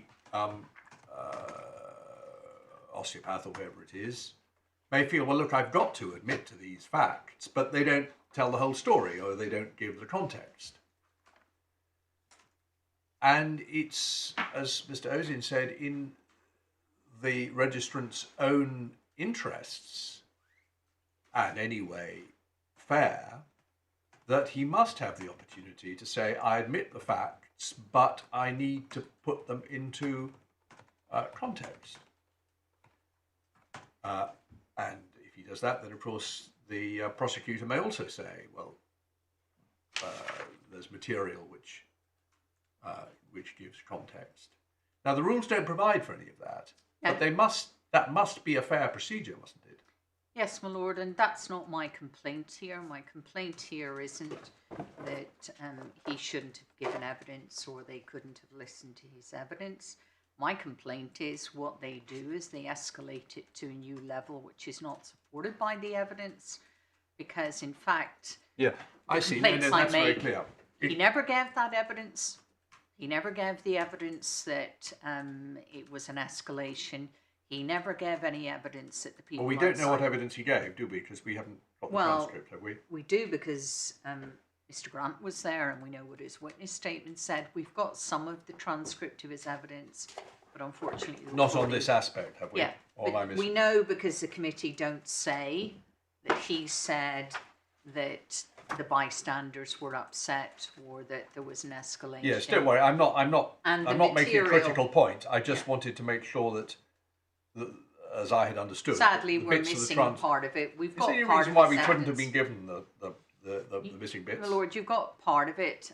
We look to get more, and I say that in my skeleton to the judge, that there's a whole section missing. We've said, can you please find it? Yeah. Well, we are where we are. We are where we are. The private session bit is there. If your lordships look for it, it related to his partner, who was the mother of the daughter, and their circumstances several years previously. That's why it was heard in private. Can we just tease for another second my lord's suggestion, which I'm sure is right? It's not so much a Newton hearing, it's more akin to a basis of plea, where someone pleads to the facts but says, I'm doing it on a certain basis, and which don't emerge from the facts as alleged against him by the complaint. Yes. It's a little bit difficult to see that express provision is made for that in the rules. You could, I suppose, squeeze it under 27(2) as a case where the facts have been admitted by the osteopath, but they submit that in respect of any complaint where the facts have been admitted, those facts are insufficient, because you could make a submission that although you could read the facts as sustaining, they're equally consistent with the different, and look at the basis of plea that's been put in. I'm not for one moment doubting that this sort of circumstance can be fairly dealt with by a committee, but do you have any experience of how it's done? Not at the GOSC. Other regulators, most notably where I go most often, the MPT, as it's now called in old terminology, the GMC and the GDC, they do, but they have provision. They have specific provision. They have specific provision that you get a speech at that stage when you're addressing it, because of course your lordship may or may not know, since the 2004 rules for the GMC and the GDCs I think were the same year. I've got the book there and I can check it. They introduced stage 2, which was the impairment stage, and so it goes wider. In other words, they consider the question of misconduct in a stage of misconduct followed by, are you impaired, have you remediated, do you have remorse, and there's a whole line of admin court cases that deal with those aspects. So all of them have a specific procedure. The GOSC never adopted that because it's not gone over, despite the fact it uses the word fitness to practice. It hasn't actually adopted the concept the way the other healthcare regulators have. They adopted the concept of fitness to practice being, as Dame Janet Smith said in the 5th Shipman report, you're looking forward, not backwards. You're looking at whether the conduct in question impairs you from practicing tomorrow. So they have a whole section where you can deal with it, and both sides call evidence. So this point would never arise. The reason it arises here is they don't have that system. Call it fitness to practice, but they haven't introduced it. And yes, they probably do get round it. I think I've certainly done one case before the GOSC where that has happened.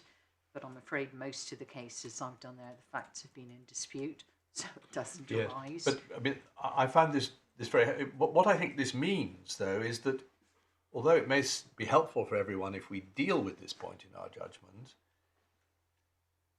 the procedural unfairness of which you were complaining before the judge, possibly also the only one she found, I'm not so sure about that actually, but that perhaps doesn't matter, was not that he shouldn't have been, that they should never and in no circumstances have gone beyond the admitted facts.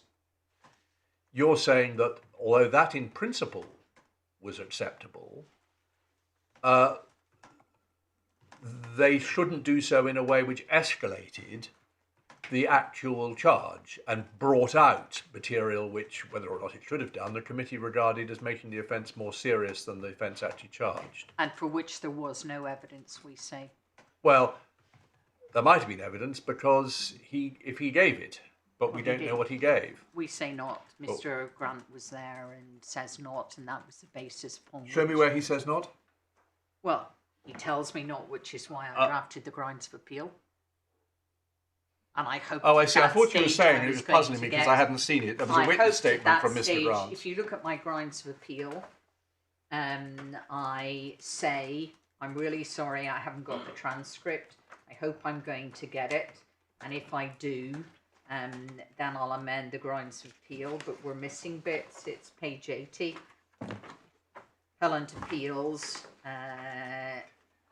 Paragraph 3, grounds are drafted without sight of the totality of the transcripts, particularly recording of the questions posed to the appellant by the chair, hearing remote. I reserve the right to amend.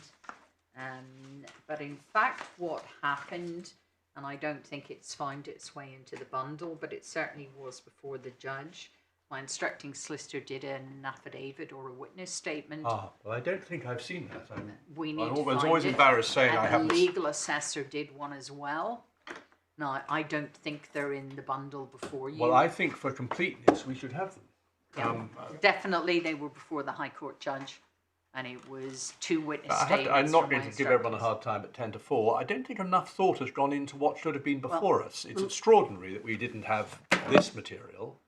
And it's a bit surprising we didn't have the material, and we're now. Lord, I agree. I thought the whole of the bundle that was before Her Ladyship would be before you. Well, so I would have assumed that would be the case. I was surprised when I saw the bundle and found that it wasn't. Well, fair enough to blame the appellant, but if you thought that, you might have I should have said something. Yes. Well, there we are. Let's not spend time on that now. But I think we ought to have simply the entirety of the bundle that was before the judge. Most of it may turn out to be irrelevant. Well, I'm being told we can get it right now. Could we have just a simple one-page note of passages that they want us to look at? Yes. I think we. Somebody's got it there. My lord is making the point. We should have the bundle. Yes. But we do not propose to do a trawl through it. Yes.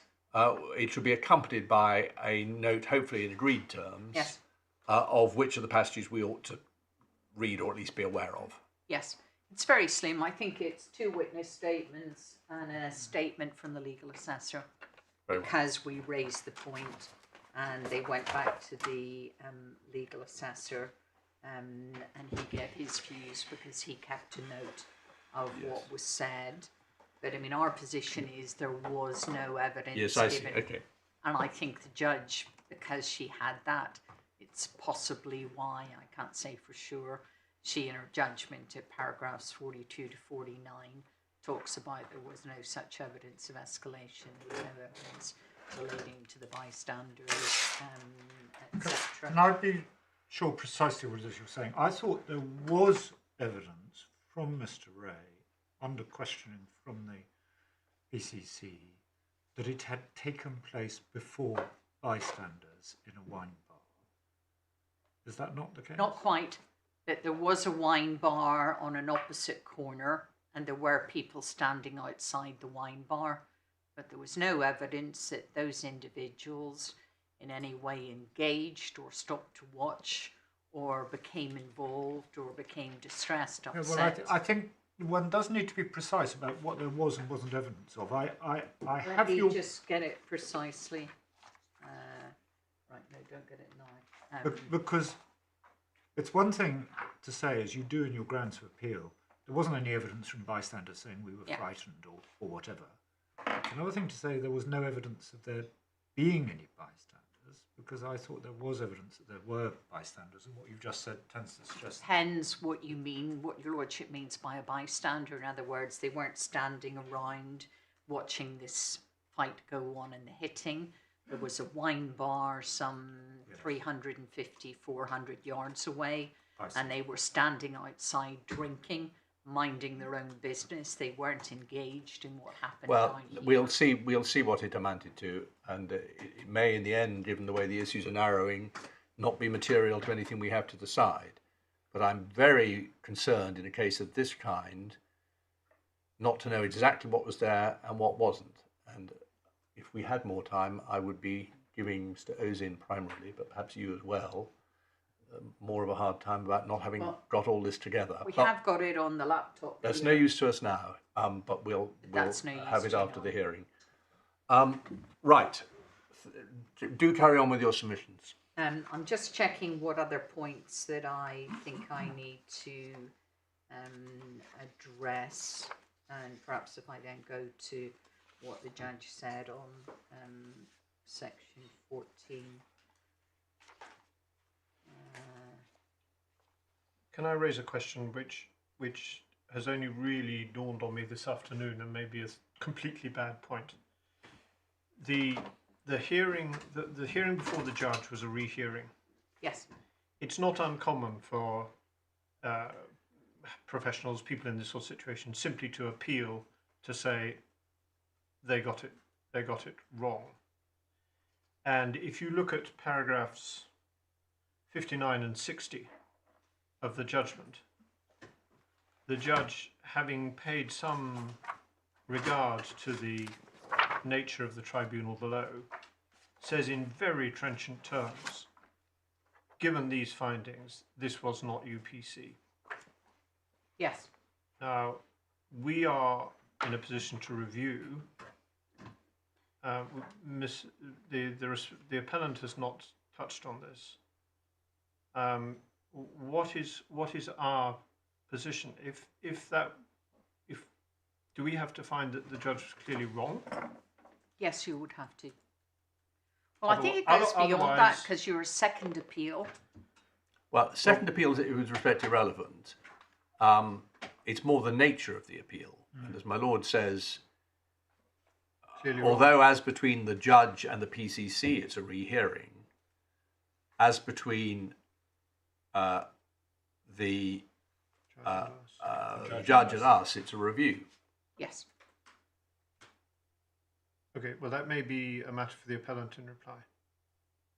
So have I understood this correctly, that at the first appeal stage, the judge is not confined to a normal appellate review of whether the PCC got it wrong, but can form her own view. Yes.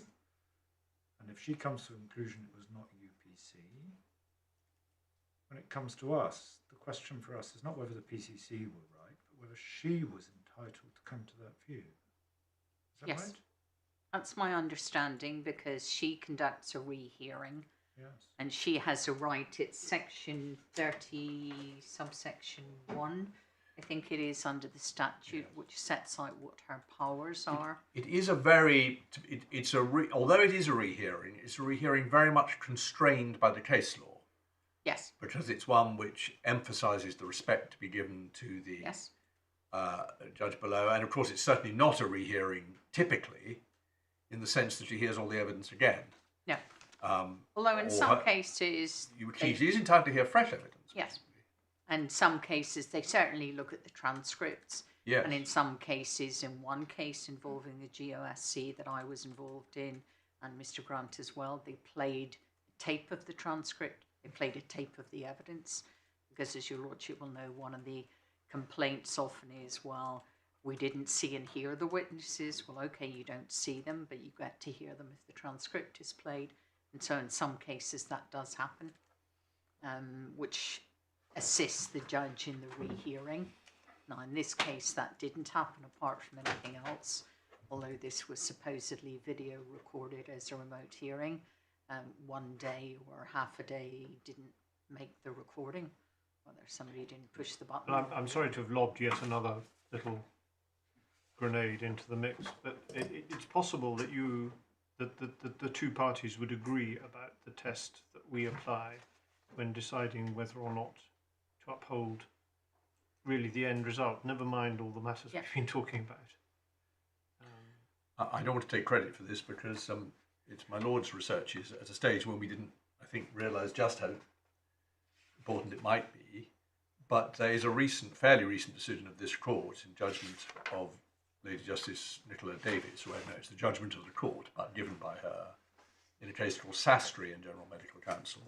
Yes. Which I believe, though I've not had an opportunity to read it fully. It was my case, but I was unavailable on the relevant there you day are. in my duty. But well, you're probably very familiar with it. I am familiar with it, and of course, and Lady did Justice. it not cover is it not the last word on exactly the points we've been putting to you? It is, and Lady Justice Nicola Davis, as your lordship knows, and certainly my Lord Justice Stuart-Smith knows. Well, I know it as well because I have this work. also prosecuted against her in the DMC. And I declined to take any credit. I realised this morning that I didn't know the answer, so I wrote to someone, namely Lady Justice Nicola Davis, who I thought might know. And that was my There we are, full disclosure throughout. But the Yes, point I that should comes have put to the it case is that before your we, lordships. insofar as this is an important point, you're both on notice that we will Yes. be looking at this case as the last word. Yes. It may or may not turn out to be an important point. But Yes, it was my case and my appeal. I wasn't able to attend because I was tied up in the GMC, but although we lost on the merits, Lady Justice Nicola Davis gave a judgment that might be said to favour doctors in terms of the jurisdiction for appeals and how these cases should be looked at, and in particular the whole question of thank you. That's so I certainly stand by it, although she didn't find in favour of my client.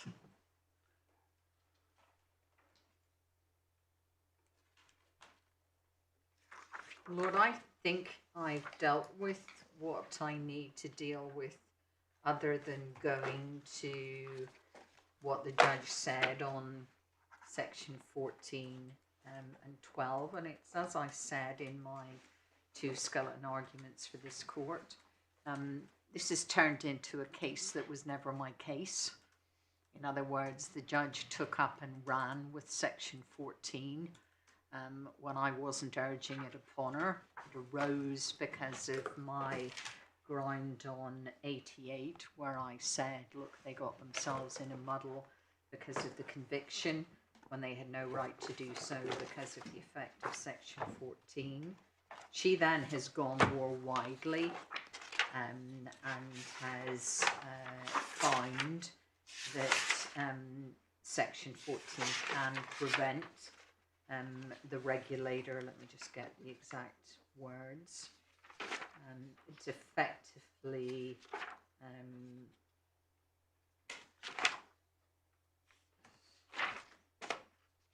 sorry, I've just lost my page temporarily.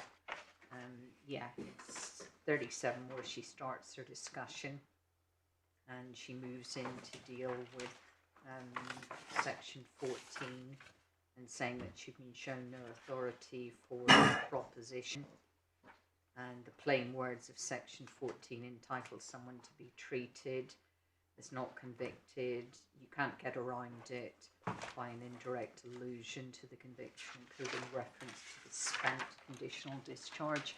I accept it's not spent for the purpose of the Rehabilitation of Offenders Act. Her wording is unfortunate. I think what she means is the period of the conditional discharge had expired, and therefore. But even that would technically be irrelevant, wouldn't it? It's the It fact, would be it's the fact of being irrelevant. given a conditional discharge, not the fact of it Yes. being within the 6 months. Yes, indeed, Yeah. which affects section 14. It's not the length of it, etc. So she makes an error there, but I say it's not fatal to her overall judgment in the case. She also probably makes an error when she goes on to say that the consequence of it is to prevent the matter being looked at. It's really paragraph 23, and in part her criticism of the way in which the charge is set out. But again, even if she is wrong on that, she's got to be right on what she says, for example, at paragraph 26, which is the key to fairness, that there's no factual evidence that the intention to injure, you're entitled to know what the case against you is. The rules create a distinct stage. She's probably wrong, as I said earlier, in her paragraph 28. I would never have written such a paragraph, and I wouldn't have urged it upon her, because I think she goes into the realms of speculation and surmise there. But again, I say that shouldn't taint or affect her judgment in this case. She's probably wrong in what she says about paragraph 31, when she talks about going behind a plea.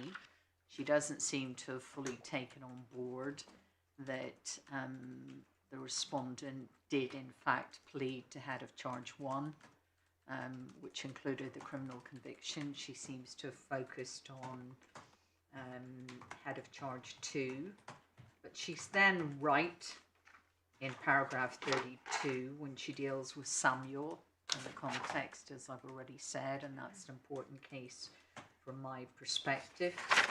But she seems to have got herself into a bit of confusion at 33 when she says, look, it all got into a mess and you can't relitigate because it's not a conviction case, and that's 33 and 34.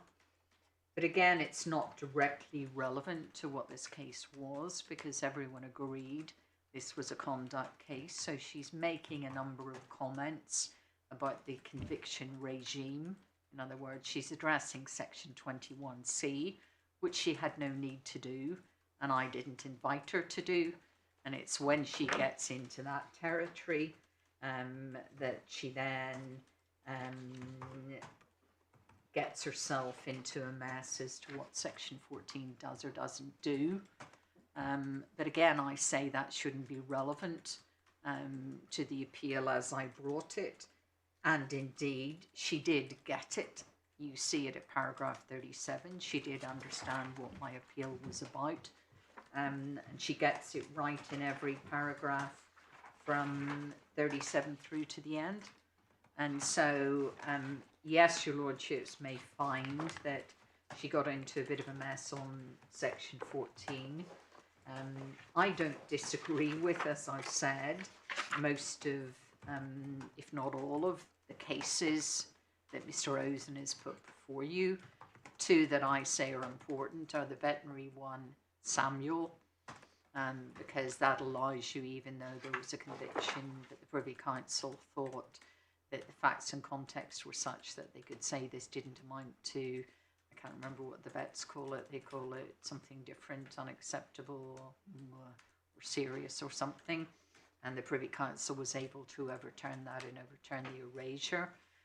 It's that one, and the other one is the Pharmaceutical Society case. I accept that. You can litigate it as a conduct matter, even though there's been section 14 stops you dealing with it as a conviction case. I don't have a problem with that. I think what's happened here is the PCC itself, it's got itself confused.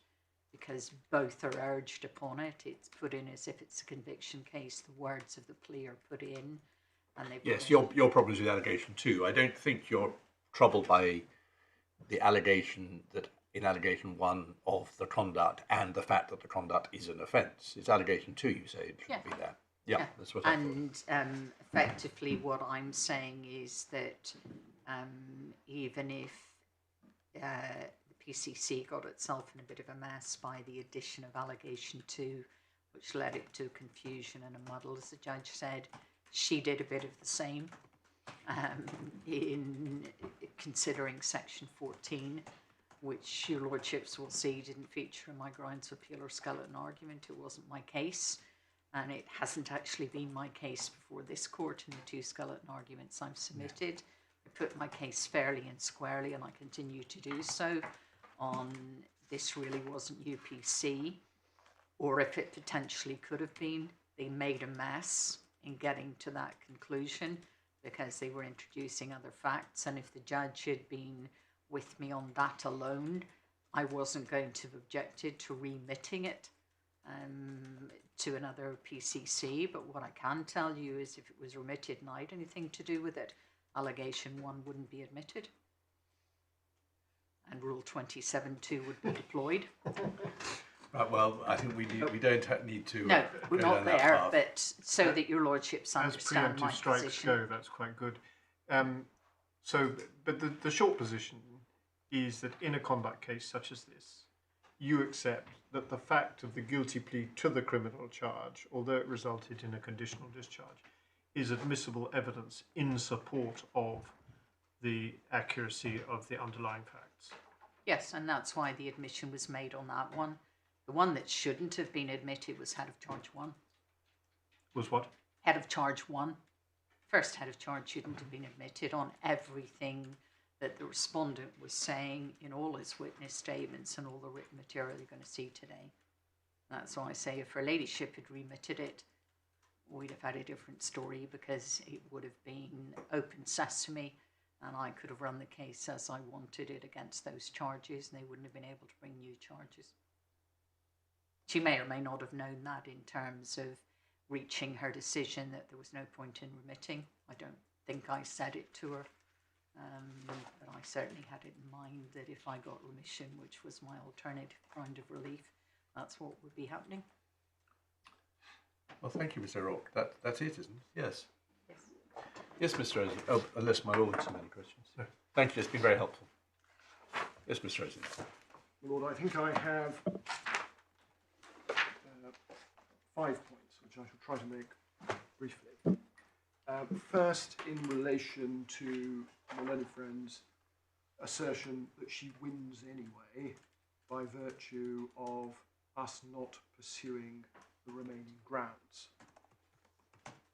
In my respectful submission, if one looks at the critical passage that my learned friend relies upon, which is in the learned judge's judgment, beginning at page 42, decision on Mr. Wray's appeal, it is plain that... So, sorry, which paragraph? My lord, it is paragraph 54, under the title Decision on Mr. Wray's Appeal, and I think my learned friend then began to focus on the passages that follow over that page, in particular those passages which led the judge to make her own appraisal of whether the facts gave rise reasonably to a finding of UPC. And my submission is it is plain that that analysis is fundamentally and inextricably linked to the serious errors that the judge made, first as to the admissibility of conditional discharge findings in disciplinary proceedings, and secondly as to the refutability of such determinations once admitted. Errors that the learned friend accepts were made. Well, hang on. Can I just understand this? There may be other ones, but the most obvious example is ground 4. Wrongly found the PCC had made additional findings adverse to the registrant. Right? Yes. if you're not running that, then you are accepting that the judge rightly found, or was entitled to find, the PCC had made additional findings adverse to the registrant, which is basically, in shorthand, head little Roman 3 of her judgment, additional findings of fact, or whatever it's called. Well, if there was then, if the judge was right about that, or at any rate her finding to that effect is not challenged, then she was right to allow the appeal. In this sense, overturn the finding of the PCC. You would then have potentially a question, well, even if she was right to do that, she misdirected herself in the discussion which led her to decide it herself rather than send it back. 55, in other words. But I don't find any ground of appeal to that effect, or do I?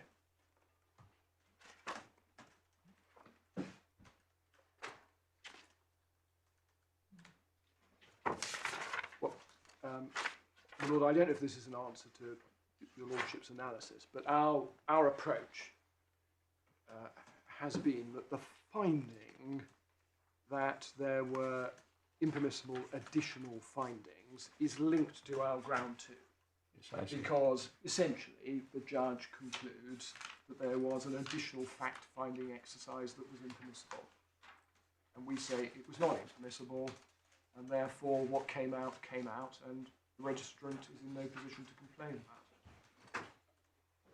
I see. Thank you.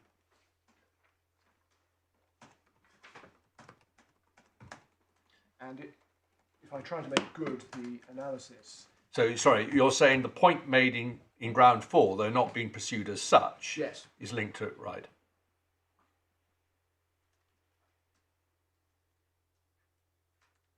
And as for the remaining grounds, they are, we would respectfully submit, embraced by ground 1 for reasons that I will seek to develop in a moment in relation to what the judge actually said. May I invite the court to look at paragraph 57. This, I think, was the key set of passages that the learned friend invited the court to look at.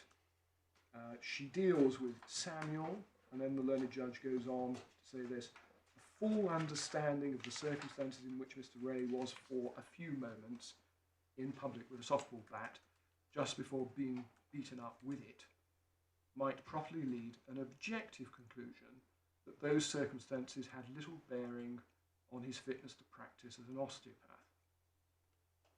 And then she goes on to develop that, and in our respectful submission, in the 3 paragraphs that follow, it is plain that that conclusion is infected by the 2 errors that I've already alluded to.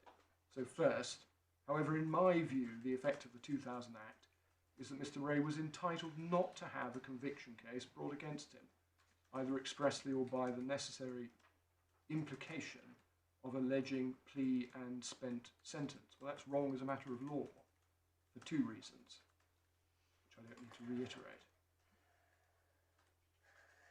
And then at the end of the paragraph, and if it has to think twice before bringing a case going behind a spent conviction, there may be good reason for that. Well, it doesn't, because that's wrong as a matter of law. So what's the consequence of this submission? The consequence of this submission is that it's infected those paragraphs. Yes. She should have still allowed the appeal, because you're not challenging, say, ground 4, but she should have remitted. No. What I'm saying is that our indication that we're not pursuing those other grounds is because we don't need to, because they are embraced by grounds 1 and 2, which was the position we set out in our skeleton argument. No, well, that's fine. I don't mind you saying that, but what's confused me is you then going straight, as it were, developing that point by reference to paras 55 to 58, which are only relevant to what she does, having found the PCC was wrong. in other words, having allowed the appeal Yes. in that sense. If she was wrong to allow the appeal, we don't get to these parts. Yes. Anyway, sorry, it requires a bit of thinking about it, but thank you. Well, the Lord has the point that if one carries on reading on, one can see that the judge's view of the entire case, such as the moral opprobrium, referred to in paragraph 59, the fact that he was, as she found it, ill-advised to plead guilty when he had not sought to unwind that conclusion by waiving privilege and putting the proper evidence before the court. So, Why wasn't she entitled to? Why is paragraph 70 wrong? 60 wrong?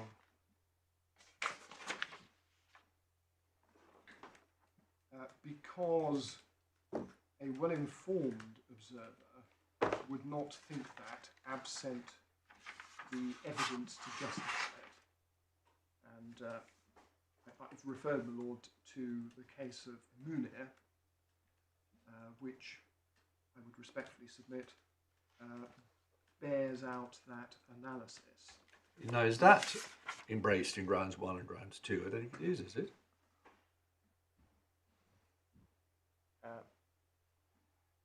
Well, it's to do with the refutability, which is embraced by ground 1, the refutability of the conviction.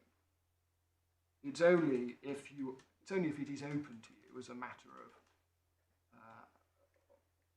on the facts of the particular case to say, wipe out my conviction by now withdrawing from it. Just go back to what the PCC found. Yes. Paragraph 35. I think it's 35 or 37. Why, if those findings by the PCC are okay, which is what your submission is, what is wrong with 60? It may not be the same view as the PCC came to, but why is it wrong in the context of a judge conducting a rehearing?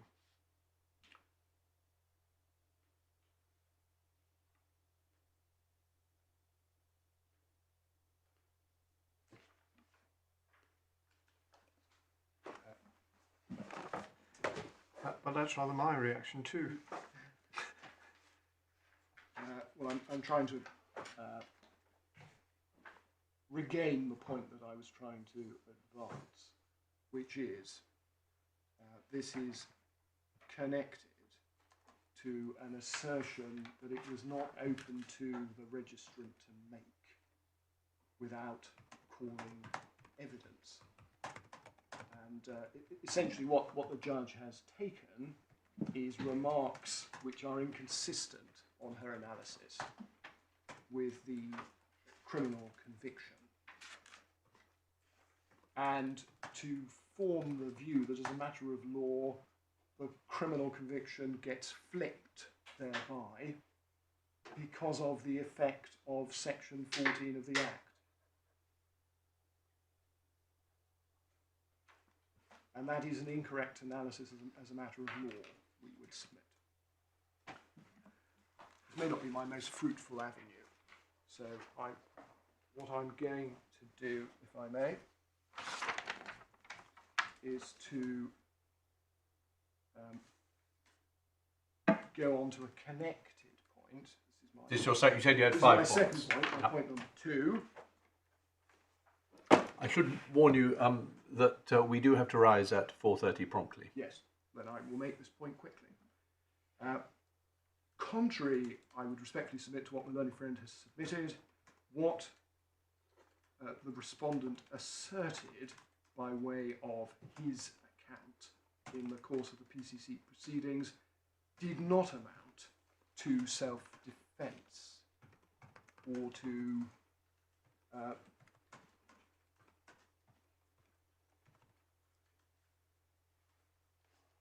reasonable excuse. self-defence in the context of the defences that are available. Could I invite the court, very briefly, to go to the passage in Archbold that we included in the bundle? It's at page 558.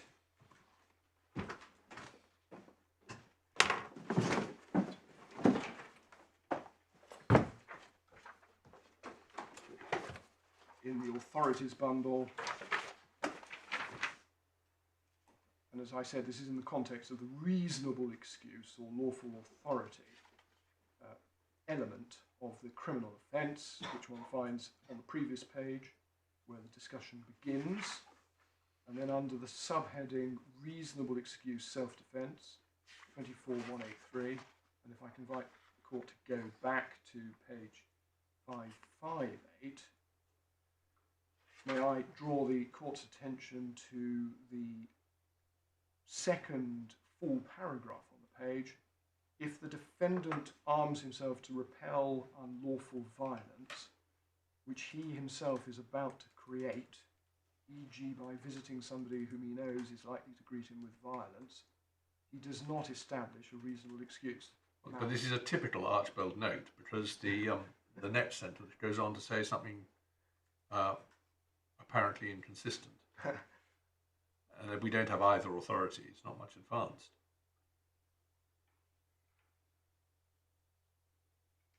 Going back to the analysis by Lord Justice Stuart-Smith earlier,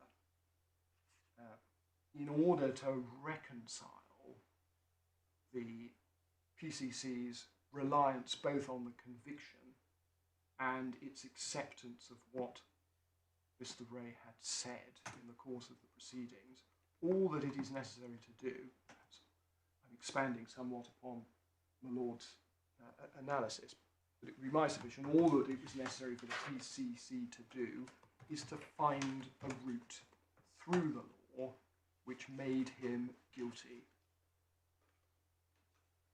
on his own account. And so it's my submission, on the looking at the law in the round, there was an easy route through it.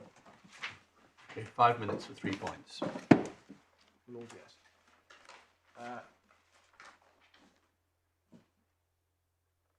Could I invite the court to go to the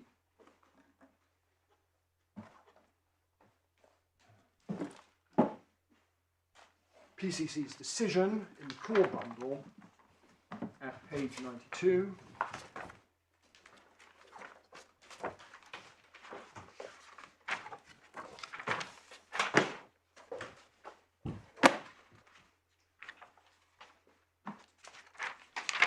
We looked at some of these passages earlier. Paragraph 30. The PCC recited the elements of the offence. Well, we saw that, and it all. Mr. O'Rourke has no challenge to any of it. So why are you taking us to it? Lord, the reason I'm taking you to it is to suggest that there is a clear line between that analysis and what was said in the opening passage that we looked at page 6, the transcript in the supplementary bundle. So the reference to deterrent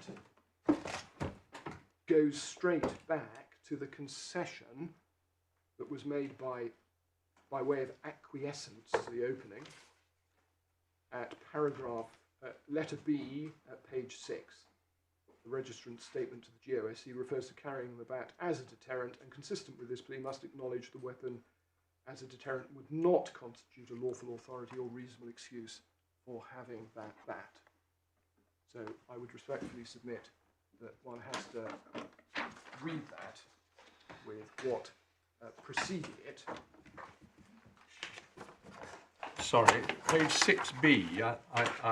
Is that a page that starts Chairman? No, Thank you very much. I beg your Lordship's pardon. No, in fact, it's the same on both.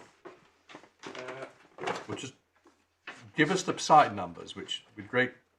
No, Is it side 6? It is 9 on the side numbers. 9B. Yep. Okay. Did Okay, we got the point. Yep. grateful. Fourth point. So far as the admissibility of documents is concerned, the learned friend makes complaint about the documents that were provided in the course of the proceedings. There is, may I just point this out for your lordship? So I don't know what you mean. When you say she complained, I can't remember any complaints about documents provided in the course of the proceedings. The learned friend made observations about the bundle of documents that was provided. Oh, at the start of the At proceedings? the start of the yes, proceedings. okay, yes. I've got yes, right. And just for your lordship's assistance, there is a general evidence provision contained within the rules at Rule 36. I don't think we went to it, but that may be of some assistance. So my final point, the rules point.